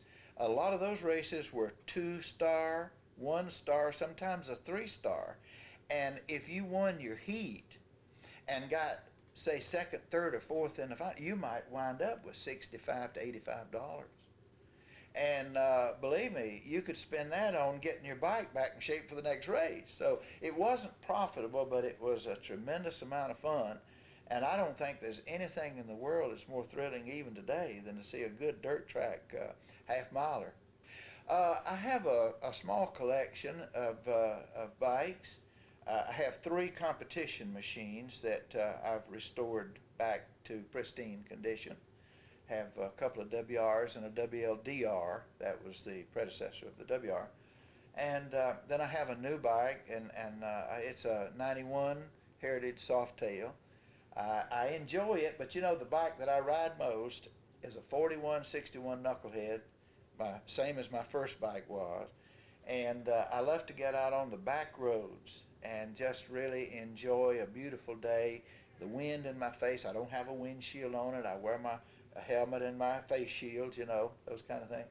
And I still get the same thrill when I kick that thing over and it fires up that I did when I first started. People used to kid me. They'd say, "When are you going to quit riding those things?" I said, "When I get so old I can't crank it, I'm going to quit." Then in '65, Harley came out with the Electra Glide. So now then I've got to make some more excuses. But I don't plan to quit as long as I'm able to enjoy it. It's just an awful lot of fun. I have never enjoyed a group any more than I've enjoyed coming up here. We started out 9 years ago, I believe, '85, and we had 17 present. Dick had put a little ad in Motorcycle AMA magazine that he was going to have a reunion. So when I saw it, I dropped him a card and told him, you know, I'd like to come when they arrived at a date. So he called me and gave me the date, you know, that they were going to meet, and invited me up. And I've been to each one of them. And it's been a real privilege to meet them, to renew old friendships. It's been real good. I would like to be remembered as a decent fellow. This, if I could have that on my headstone and it really be meaningful. Dan served. Dan served his generation. Dan served his generation by the will of God. I couldn't want more. I couldn't wish for more than that. Well, when, like I say, I had this race job, you know, Indian. Okay, this boy and I owned it half and half, and he was racing. He broke his leg, and you know, had a cast on it. So I didn't know Dick, but everybody that knowed of him, you know, he rode endurance runs, and everybody said that he wanted to start racing. See, so I got a hold of him and asked him if he wanted to ride this race bike, you know. And oh, he was ready, you know. So I think, if I remember, the first race was at Columbus Motor Speedway. Like I say, we started that track where they run cars now. And he qualified, you know, and he was on the line, you know, all ready to go. When they dropped the flag, he never had it in gear. So he was the last man out, you know.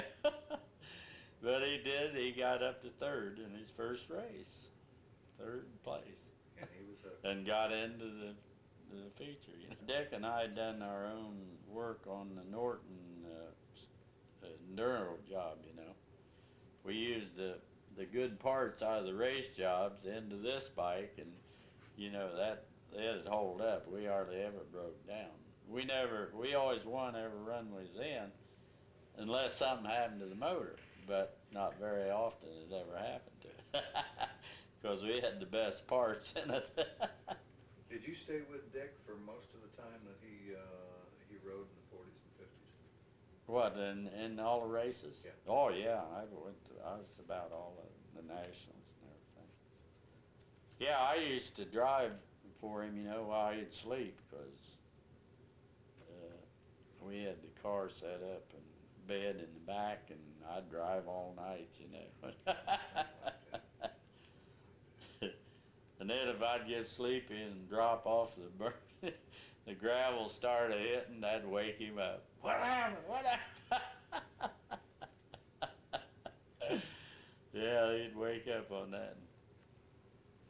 We rode, no, it was always Langhorne race was that day. So, but we rode 3 500-mile pirate treasure runs down south. A lot of guys never know nothing about them. And they was 2-day runs. One was at Shreveport, Louisiana, and I believe the other 2 was Mobile, Alabama. And they was really some runs, you know. And we'd go down there and rent a motel, and all we ever done is just wash and change clothes. We'd tear around all night and go at 6 o'clock in the morning and ride 250 miles. Yeah. What bike? See, I think 1939 when I got started, you know, on bikes. And then I was president of the Wyandotte Motorcycle Club for 10 years with Ralph Shop. He used to have his Indian shop in Columbus. Oh, they had, you know, have the nice meetings, and then back then, like I told you, like Sundays, you'd go down in Laurelville, down in the hills, and ride these big hills, log slide hills, and some of them was 800-900 foot high. And, you know, where they drag the logs down out of the big woods, and there'd be 20, 25 of us get down there and ride and just have a big, good time, see. Well, I remember one time we had a run at Toledo, I believe, and we didn't get up there late, and Duke Pennell and somebody, I forgot who was with him, they had the motel, you know, and we said, how can we find it? You know, we don't want to go in and ask the guy where you're at. And he said, well, I'll have a couple 7-Up bottles sitting out by the door, you know. And it was like after midnight when they was in bed, you know. So we goes in, and Duke they was asleep, you know. So, and they had 2 beds, okay, one in each bed. So Duke, the one he was in, the heat was in the floor, and we just lifted him, mattress and all, and laid him on the floor, and then we got on the box springs and went to bed. And the next morning, his tongue was hanging out about a foot. That heat just like roasted him. Because you couldn't wake him up when he went to sleep. Yo, we just lifted the whole, put him on the floor. And he never woke up or nothing. Toledo snow run, one winter, you know, ice and snow. All the trees was bending all down to the ground, ice. Okay, we was running a sidecar outfit. So we takes and leaves the front tire down and puts a rear drive chain right around the center, pumps it back up, because it's just all, like I say, ice and snow. And we won high point over all the solo riders with sidecar. His pitman, or whatever, want to flunk you, him and Paulie Myers.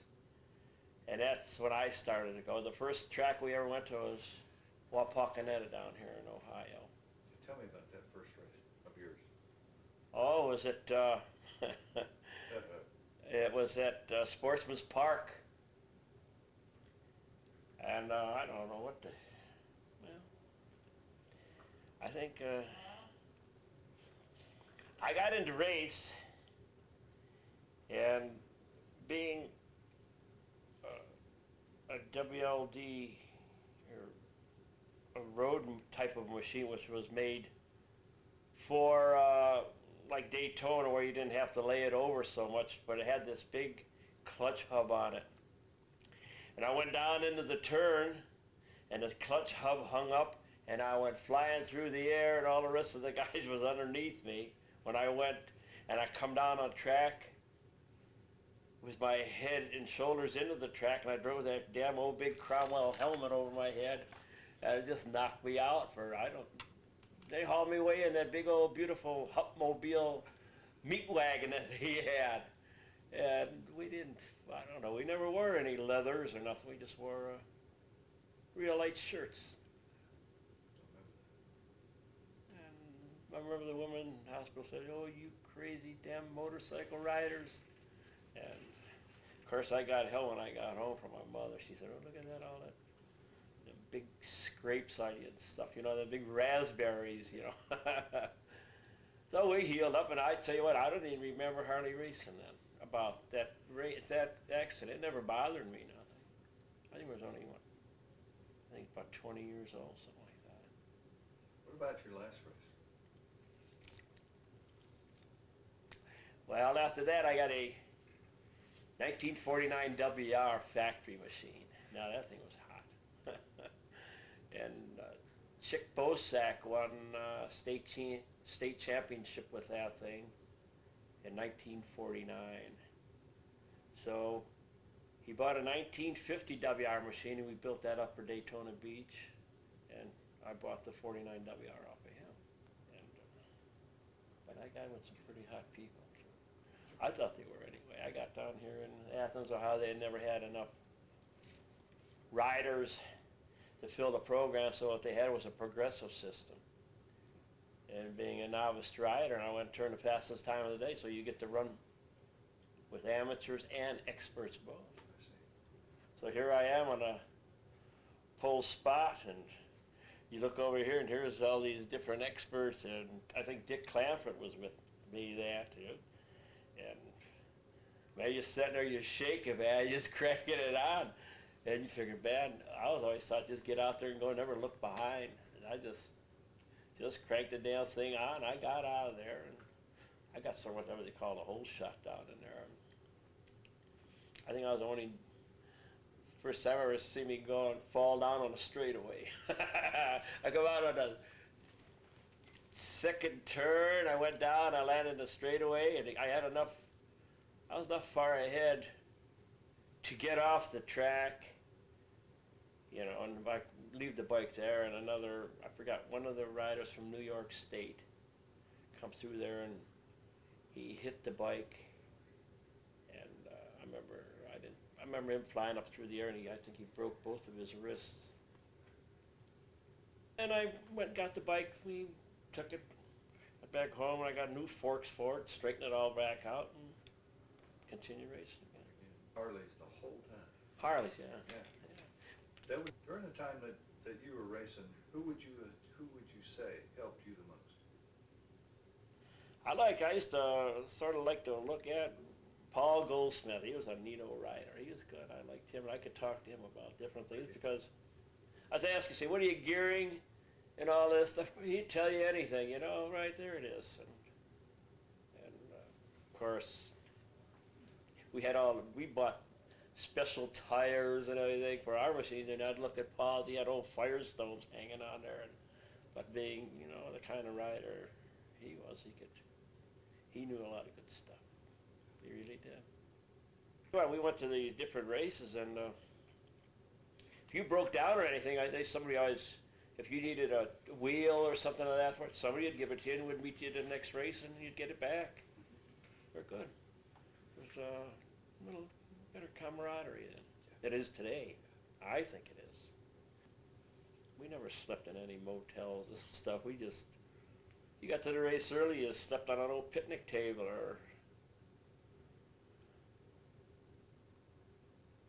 It was a lot of fun. You had an old car, an old trailer hanging on the back, and away you went. And we made steak money, maybe we eat hamburger. Yeah, it is. When you stopped racing, I gather that you kind of got out of touch with it for a while. Long time. That was, well, Korean War was on, and as soon as I had the cast cut off, and I had these different weights I had to carry around to straighten the arms out and things, and I don't know, I don't know where the bike went to. I think Chick had them, and he went back. He went to the service also, and I don't know where the racing bikes went to then. He come back and he raced stock cars then, or modified. Then we lost touch of anything. Then I used to go to the races. Never really got back into things again. Then I got into hydroplanes and started buzzing with that. And that was a lot of fun. And then that went. And along come some lady walking down by the beach once. I said, oh yeah, look at that. And that starts all of it. Then you get married. Along comes the children. And as things go on, and then I'm back into motorcycling again. How did you get back into it? Well, I seen this guy out where I live. He had this old '64 Harley. And I said, you want to sell that thing? And he said, I said, what do you want? He said, give me a couple $1,000. I said, you're on. So I bought that '64 Harley and put a sidecar on it. And that's what I'm using now, sidecar. And then I got another new one. Then I got a newer one to cruise around on. It's lots of fun in biking. And there's a lot of difference in racing now than there was then. There's more technical and money-wise, you're talking, I don't know what to say, $15,000, $16,000 for a machine or so to get it to run. Yeah, it does. It goes on and on. And you get too old after a while, I guess. But there's still that bug yet. You'd like to try it out once, like Dick's doing now and Butchie and Al Knapp. I sort of envy him a little bit, really. I used to use that time I used to use a end off of a Ford bumper for my shoe. Yeah, because it was hard steel, it was already dipped, the end was curved up. That was your melee shoe, huh? Yeah, a lot of guys did that too, because it was a hard steel and it held up good. Dick and Ray Keeney and Phil Peterson, which is a Harley Davidson dealer in Miami now, rode Dick Gross's bikes about 3 years, or I don't know how many years before. And all the equipment that Dick had, this 4-cam setup, they had road tested, raced. They did all the testing and everything for the stuff that I was fortunate to get right from Dick into my engine, which I didn't have to do any testing or anything, and I didn't even realize how good it was. And I appreciate Ray Keeney and also Milt Laster and Phil Peterson for and you never heard them say, oh, I was with Dick before you got here, or this and that. Yeah. And they never complained or nothing, and here I am taking all the spotlight, and I go out the first time I run Dick's setup engine, I win Springfield by half a lap. Oh, boy. I hope they felt proud of that too, which I'm sure they did. But that was a real neat thing, because I didn't realize how good equipment it was. Bill is very sharp. Bill did all his own work. I didn't realize that. Oh yeah, Bill did everything himself. You know, anytime the only time I loaned him an engine one time. He had, was racing, being he was way over at Rockford, he was coming through and going to a national at Richmond, Virginia, which I was too. They had a 10-mile national down there. He had raced over Troy, Ohio, either a couple nights before or something, but he broke a lifter and had a little engine problem. So I had a spare engine, which I had 4 of them, and I had an engine set in up in the attic that I'd run 4 races on. But it wasn't wore out. But I brought it, I said, yeah, you can use this one. And it was open, so quick we put it in the frame. It was there. And he went to Richmond and set the fast time and was leading the heat race and fell off. But he said that is the fastest skipping motorcycle he ever run. Bill and I are still very good friends. Good friends. Yeah, and we traveled together a lot. We would spend maybe 6 weeks down in Texas visiting Skinny Pierce, not Sammy, Skinny Pierce, the Indian dealer at San Antonio, and Saggy at Houston was the Indian dealer, and Jim Parker was an Indian dealer from Dallas. So of course we were all, they took care of it, yeah. Back when we raced, they didn't have all the money and everything for traveling and all, but these people would take care of us. They would feed us and give us a place to sleep and everything, and that was the help we got, and that was as much as you got back then. They'd let you go through their basement. We generally had old parts that were better than the new stuff that they had in the Indian line for our race bikes. I knew Keeney, they brought their bike in and out, and they raced everywhere, you know, up in their area, and I just went, when I would go up to Dick's for help or anything on an engine, I would take off and go where, either down in Ohio where I raced and all, or to a national or whatever, and if it was too far away, Keeney and Peterson didn't go, you know. But Springfield, Milwaukee, they were always there, and then they took in all their local racing. And did you ever actually run up to Fond du Lac? Oh yeah, I spent a number of winters there, 3 or 4 winters there. Oh, I was single then, and the winter that we put my bike together, I remember it was 40 degrees below zero, and we did all this in his basement. Built the engine and everything. We'd put it in a frame out in the garage. Dick would go to work, and he'd give me something to do all day, you know, whatever, and or whatever I was doing, and then when he'd come over in the evening, we'd build. But it didn't take that long. Yeah. Interesting. Yeah. But we took my engine and put his stuff in it. Yeah.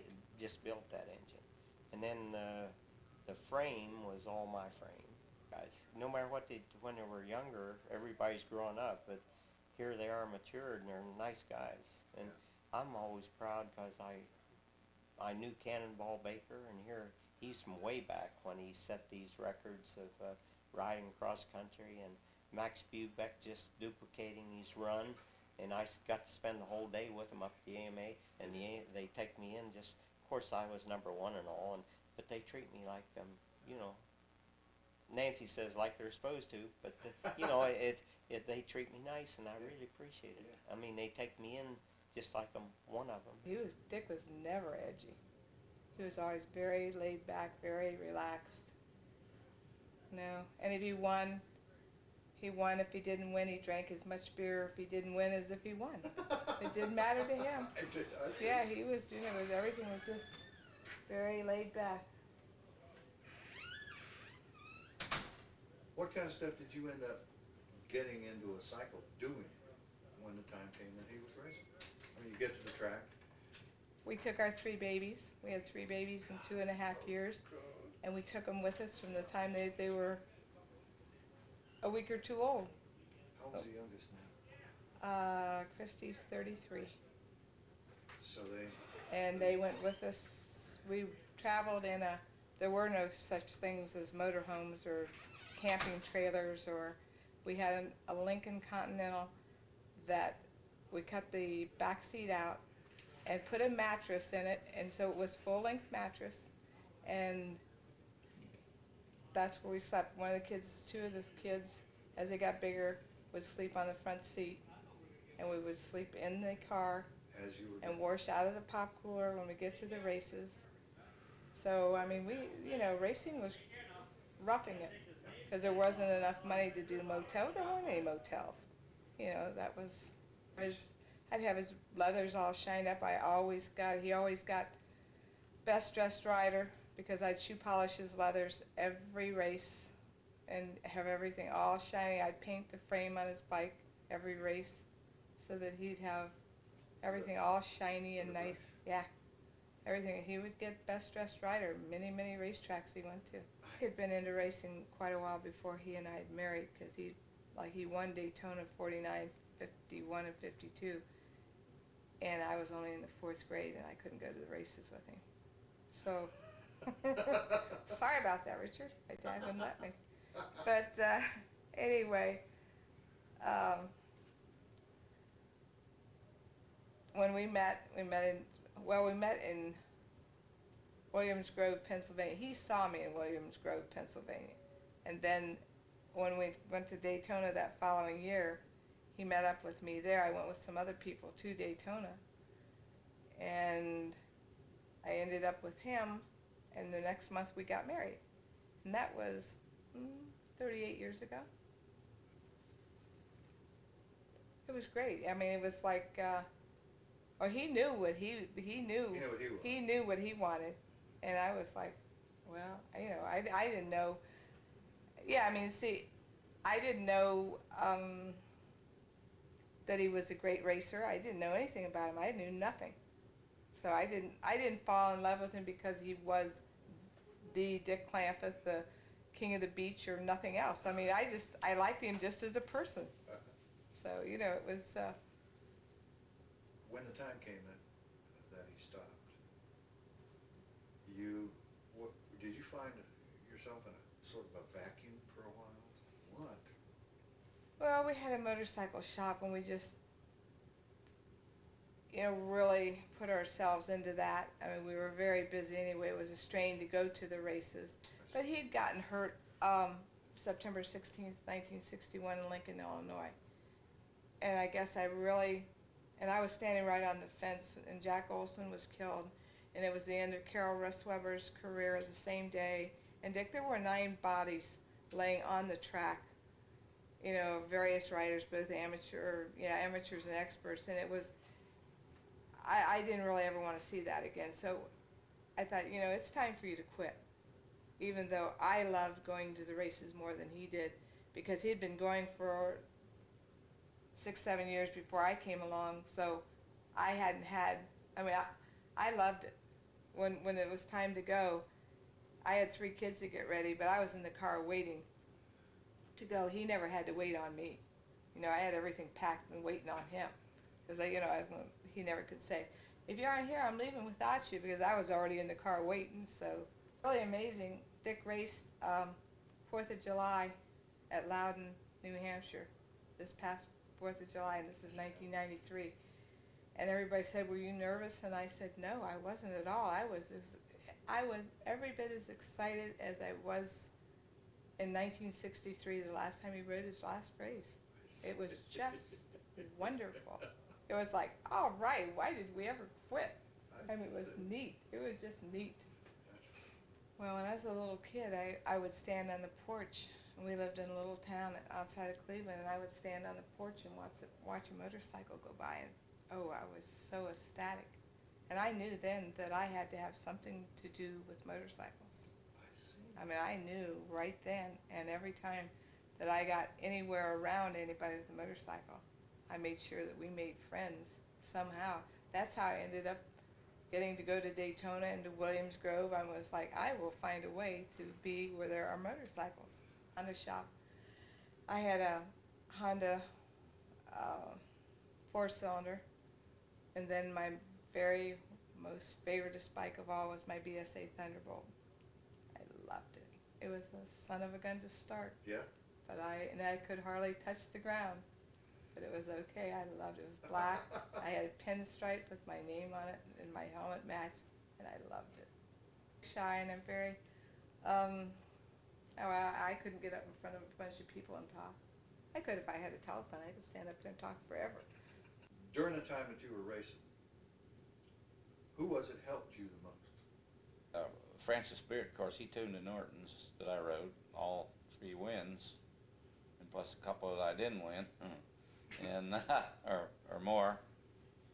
And he was so methodical with his work. Of course, most of his work was prepared in England. Yeah. He got the bikes from the factory, and then he took them to his little shop, and I was at his shop in 1955, and That's right, you told me you went over there with some motors. yeah, I went over with some of his motors and sold them for enough money to get me over there and back, and then some. And but his shop was just a back alley shop.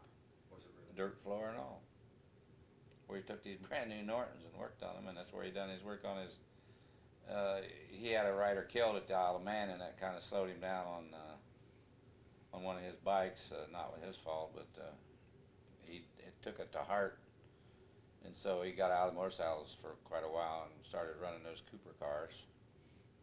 And that's probably what stirred the interest in those Norton engines, because that's what I took those Norton engines over for, was that Cooper car they run on the road race courses.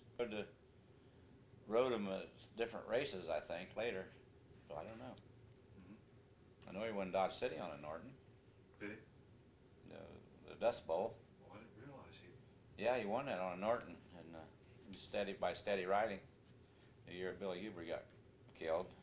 I don't know what year it was. He was a real Dust Bowl. Kind of a neat track in a way. It was just a flat track, and it had, I think it was a 2-mile track. Those straightaways was probably 1.75 miles long, and you just flew into the corners. You could run into the corners wide open in high gear, and you just run in there until the RPMs dropped down, and you flipped into second gear or third gear and turned around, went down the backstretch the same way. Weird track. What was it? Because I only lasted 50 laps, I think, and in the last 25 laps, I thought I couldn't even ride the motorcycle. I couldn't even hardly hang on to the motorcycle. I was so tired from the heat. 18 degrees out, something like that. And the dust was terrible. Yeah, that's why. And then the guys in the pits was dying of heat prostration and the dust. Exactly. When I was ready to go, my wife was ready. Because I never had to wait on her. And she knew exactly when I was going to be ready. If I'd work half the night getting my bike ready, or work 2 days straight, which a lot of times I did, never sleep or nothing, getting my bike ready. How you can work on a single cylinder motorcycle for a week of 12, 14 hours a day, I don't know, but I did, and most of the other guys did too, I suppose. But a lot of times you just worked up until night to give you enough time to get to a racetrack. And she was always ready. So with the 3 kids, I didn't have to wait on her. She was a screamer when I was on the racetrack. In fact, somebody made a recording of her. I do have that somewhere. I don't know. The guy gave it to me. And it was wild. Her screaming. Like as if I could hear her. I did, yeah. She still does this. When the grandkids are out there racing now, she does the same thing. Or somebody that we like a lot, she'll scream for them, Appreciated it. Sure. Even though I didn't hear her. But going to that Legends after 30 years of not racing, but she fit right in, I'll tell you that. Sounded to me like She was the finest one there as far as I was concerned at the races. one race, just one Oh, time. one event that highlighted my entire career. Well, I would always say, I'd have to always say Daytona, because Daytona was my first race as an expert, and the most prestigious race of all we had, and all the world watched. The English in those days was far superior as far as road racing and equipment goes, and to win Daytona, especially on an English bike, you got your pictures spliced clear all over all the papers in Europe, and in the Castrol magazine and the Avon and the Dunlop, whatever tire you run, and that's unheard of in this country. I guess at that time I really didn't know this, so I had to go back after all this stuff came out and it started showing up, that has to have been the most glamorous race, or it was the most prestigious race that we had, AMA had. Other races that I probably got maybe more satisfaction out of it as far as the winning the race. That's what I'm driving. I remember winning Shreveport, Louisiana, in a race that I had to really work for hard. But that particular race is what I was talking about. This photo is the finish of this race, and I passed Andres after trying everything in the world, and him trying everything in the world not to let me by him, and I passed him in the finish line by that much. And we're all one in the same photos. But it was exhilarating when you pass them on a last. And also, DuQuoin, Illinois was the only mile race I ever won. Never won a mile race, only at DuQuoin. And I put on the ungodliest combination of tires and things at DuQuoin, and it was Reese Weber and Joe Leonard and me. And that's two pretty good guys in front of you the whole thing. I had no power to reach the finish line, to get to the finish line, even if I was 50 foot coming out of the fourth turn. I couldn't make it to the finish line first. They'd always get me. So I put on a 21-inch rear wheel, and I think I had a 19 on the front. Everybody's running the groove. And I'm the only one, and I waited to the feature when I done this. I thought, and I looked at the track, and I said, I can run the outside fence. The only way I could get enough gearing was put a 21-inch rear wheel on it. And I rode the outside, lap after lap. They're neck and neck up here, and I rode into the turn wide open and go high, and I could come down on them, and I'd be running 20 mile an hour faster than they was coming out of the turn. And I done this lap after lap, and of course I didn't let them see where I was. I didn't never come up close to them or nothing, but I knew that when I come down off the chute that I did 20 mile an hour on them, or more than that maybe, because I was, they was fighting the traction problem, and I had no traction problem. I was wide open coming off. And so and so I rode the groove with them a few times, and then I'd go up high, and then I'd ride the groove with them. And one time I rode the groove, Leonard run over a foot peg that was somebody fell off. It blasted me right in the teeth and broke all my teeth off in front. So that kind of made me madder yet. So very last, the fourth turn, I was out clear up against the fence. And I come down clear under them guys, coming out of the turn, and went right down along the inside fence, and then on down I went on the wrong side of the checkered flag. But, I had a lot of races like that. I had lots and lots of races like that. Horsepower problem. That was. And that was my satisfaction of riding a British bike, really. I had a chance to ride a Harley when the Harley came out in, 53, the K model. Yeah. I was at the Harley factory, standing right in front of that Harley. When they unveiled it with a dealer that had lots of money, was wanting me to ride, begging me to ride. I could have I'd make a few bucks riding a Harley, and I stood there, and I stood there, and I stood there. And I says, hi, Bill. I says, I can't do it. I thought in my mind, I can't do it. Says, no, I cannot do it. And this poor dealer is broken-hearted. I'm sure. But he admired me later. We still was friends.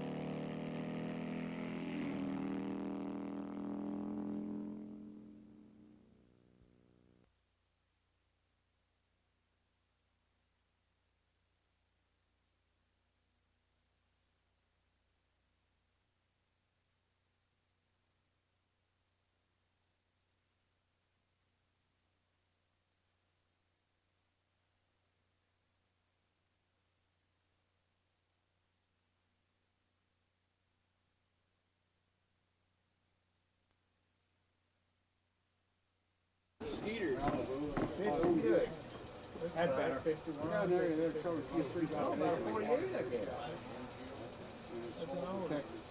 Put it on back in. Turn the sound up a little bit, will you? Yeah. Oh, I didn't move that damn thing down far enough. Bobby, that lamp has to be moved down further. Don't bother me a bit. Yeah, it reflects right off the, screen. Sort of run together, everything seems to look pretty good. I guess I didn't have a, run that moon on a little bit. Steve is too far back from me, from our tower where they're at. Just right now, it's just everybody unloading their bikes. Without a speedometer and a watch. He used you, didn't he? He used me good.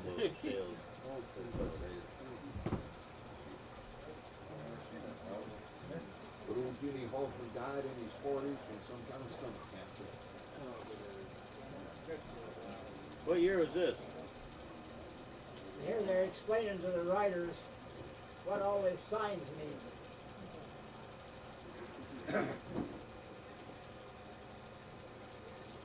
How do you get it to go straight up? Ahead of time. This Jack Pine. Hear that? It's 48. Yeah, thank you. Is this Jack Pine?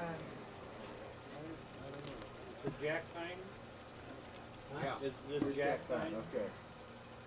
Yeah, it's Jack Pine. Okay.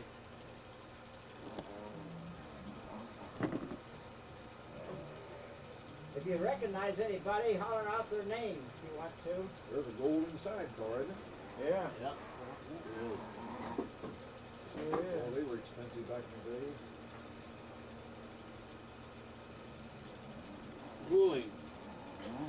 Wasn't it? From, made in Detroit, weren't they? Yeah. I don't know, but I think Harley bought them out, didn't he? I think Harley makes golden sidecars now. Ooh. That was Doc Robinson's dad. Right. Father, That yeah. made those. I was gonna say that. Claude Golding. Yep. Boy,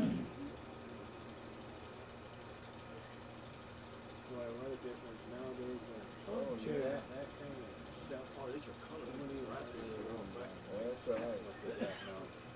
Excuse me. You're right there.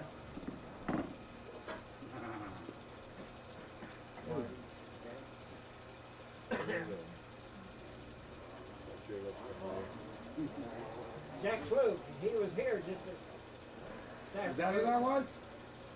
Jack Flug. Yeah.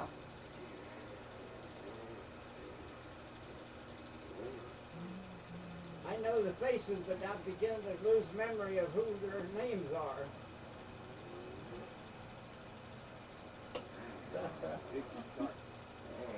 Flying Tigers. What the hell happened there?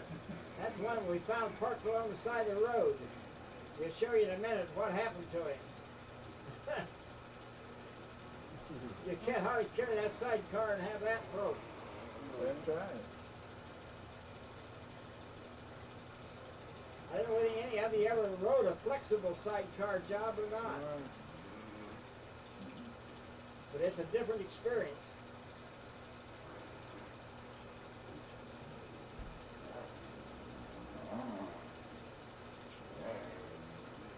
Oh, and I watch these guys running these big old heavy things. Yeah. Hand, I don't see how they did it. hand shift and foot clutch. I don't know how in the hell I ever did it. I remember riding the Chief on the run. I couldn't pass this up. Yeah. That's a sturgeon. That big boy.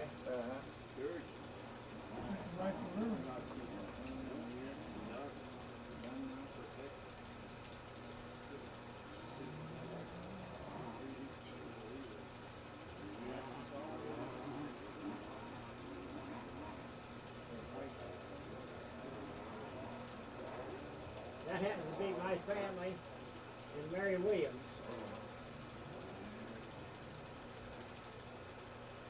This was Mary's husband that was with me.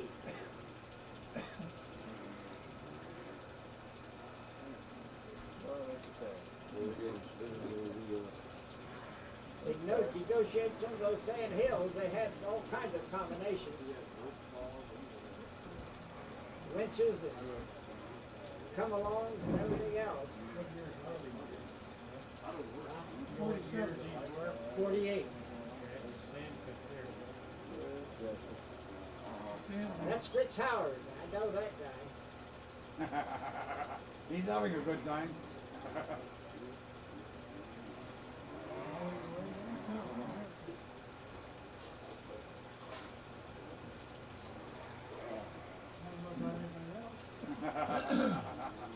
Well, that bike kept getting heavier and heavier too, didn't it? Damn right. This was 250 miles a day. Yeah, for 2 days. 2 days. Had to be a lot of it, had to be on the road then. What was I gonna say? Not much. You notice I don't stay in any one place. It's only just till 4 or 5 riders come through and I move to another spot. Right with them on there. I've got the chart that I'm riding the same path they are. Butch, that's where that question originated. Are we having fun yet? That's where it started. After 2 days, you had about all the fun you could stand. About all the fun you can handle, that's right. Well, the guys on the limey jobs had half the work, didn't they? Yeah. Half as hard riding them trains. Well, with the hand clutch, that damn a whole lot, you know, especially when you had to hit it up a hill. That foot clutch was Oh yeah, I pretty saw hard. Scout earlier. Yeah. That's what's bad. Yeah. Awful easy to go to sleep. A lot of Harleys. Pretty well didn't need foot pegs.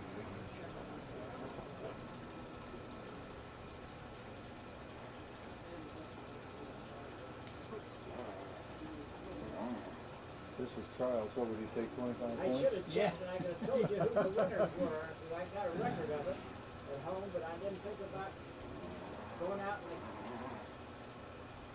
the desk and getting the copies of that.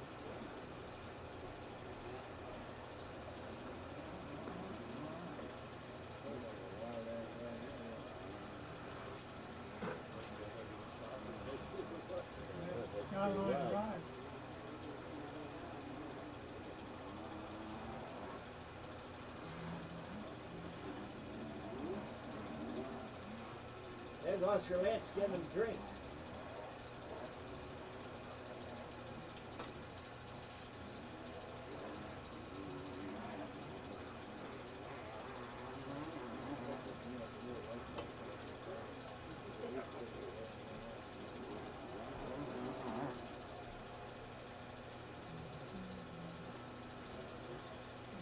That was Reynolds, wasn't it?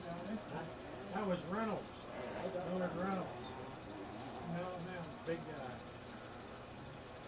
The solo guys must have loved sight guys.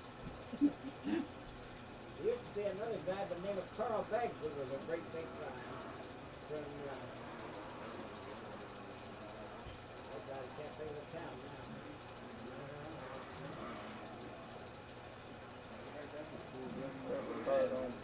Rider and bike. You help me get out and then I'll help you get out. Help me, I'll leave you sitting there. Yeah, right. See you later.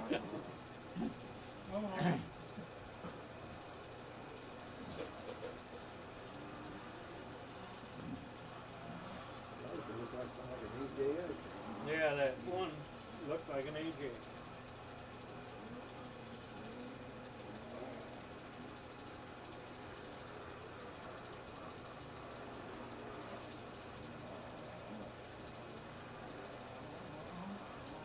That's my bike, but I used to got it on filming truck.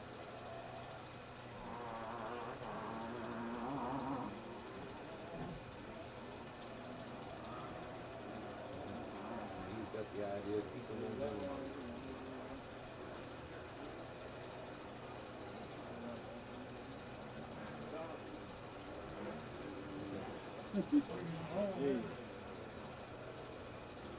This settles it deeper. That's a Columbus boy, I can't think of his name.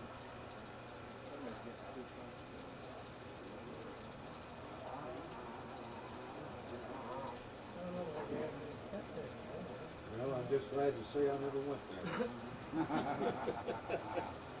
There's another guy. Get the right idea. Chuck Leisure, I think.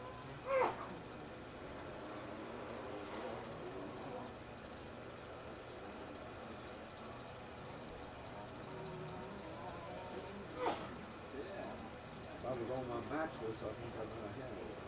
I'm all Indian Chief. The only thing I can tell you is that Jack Pine separates the boys and the men. I guess it would. This here right here is Joe Maceras, the Eldora Speedway. Okay. Elmer Tritt. Elmer Tritt, and that's Daddy Zeus he was riding with two Sportster engines in it. Yeah, I think Maceras that's again. a different picture. And that in '61. Okay. And we won the Daytona Drags with that. And that's We, you. we held several different records with us. They had two Midwestern Drag Championships. We won both of them at Terre Is Haute, that right? Indiana. Yeah, I interviewed them on I television. don't and know all. why. They just didn't want to focus on your face. Here we are. Yeah, we get a close-up of Pete Andrew. Yeah. Okay. At Lucasville, he broke the track record that day. Elmer up front. Lucasville, that's Canadian champion behind him. Uh-huh.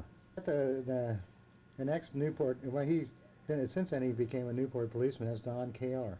Yvonne. Betty Vaughn. Yeah. She's a motor maid and all that stuff. 85.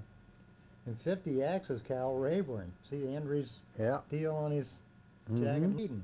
He lives Clyde over here in Eden. Bexley. You know, he's kind of a local Yeah. guy. You know, he was Elmer Enswaller. Dick Otter and Elmer. Go. Now this deal here is Bart Markle, Mm-hmm. Carol Reesweber, and I believe that's Janesville, Wisconsin. Go. Lowell Redinger. And this is Elmer Enswaller, and this is Pete Knight. He was quite a character around the circuit. Everybody knows him. Sitting on, it was a beautiful Devion. Dick Otter.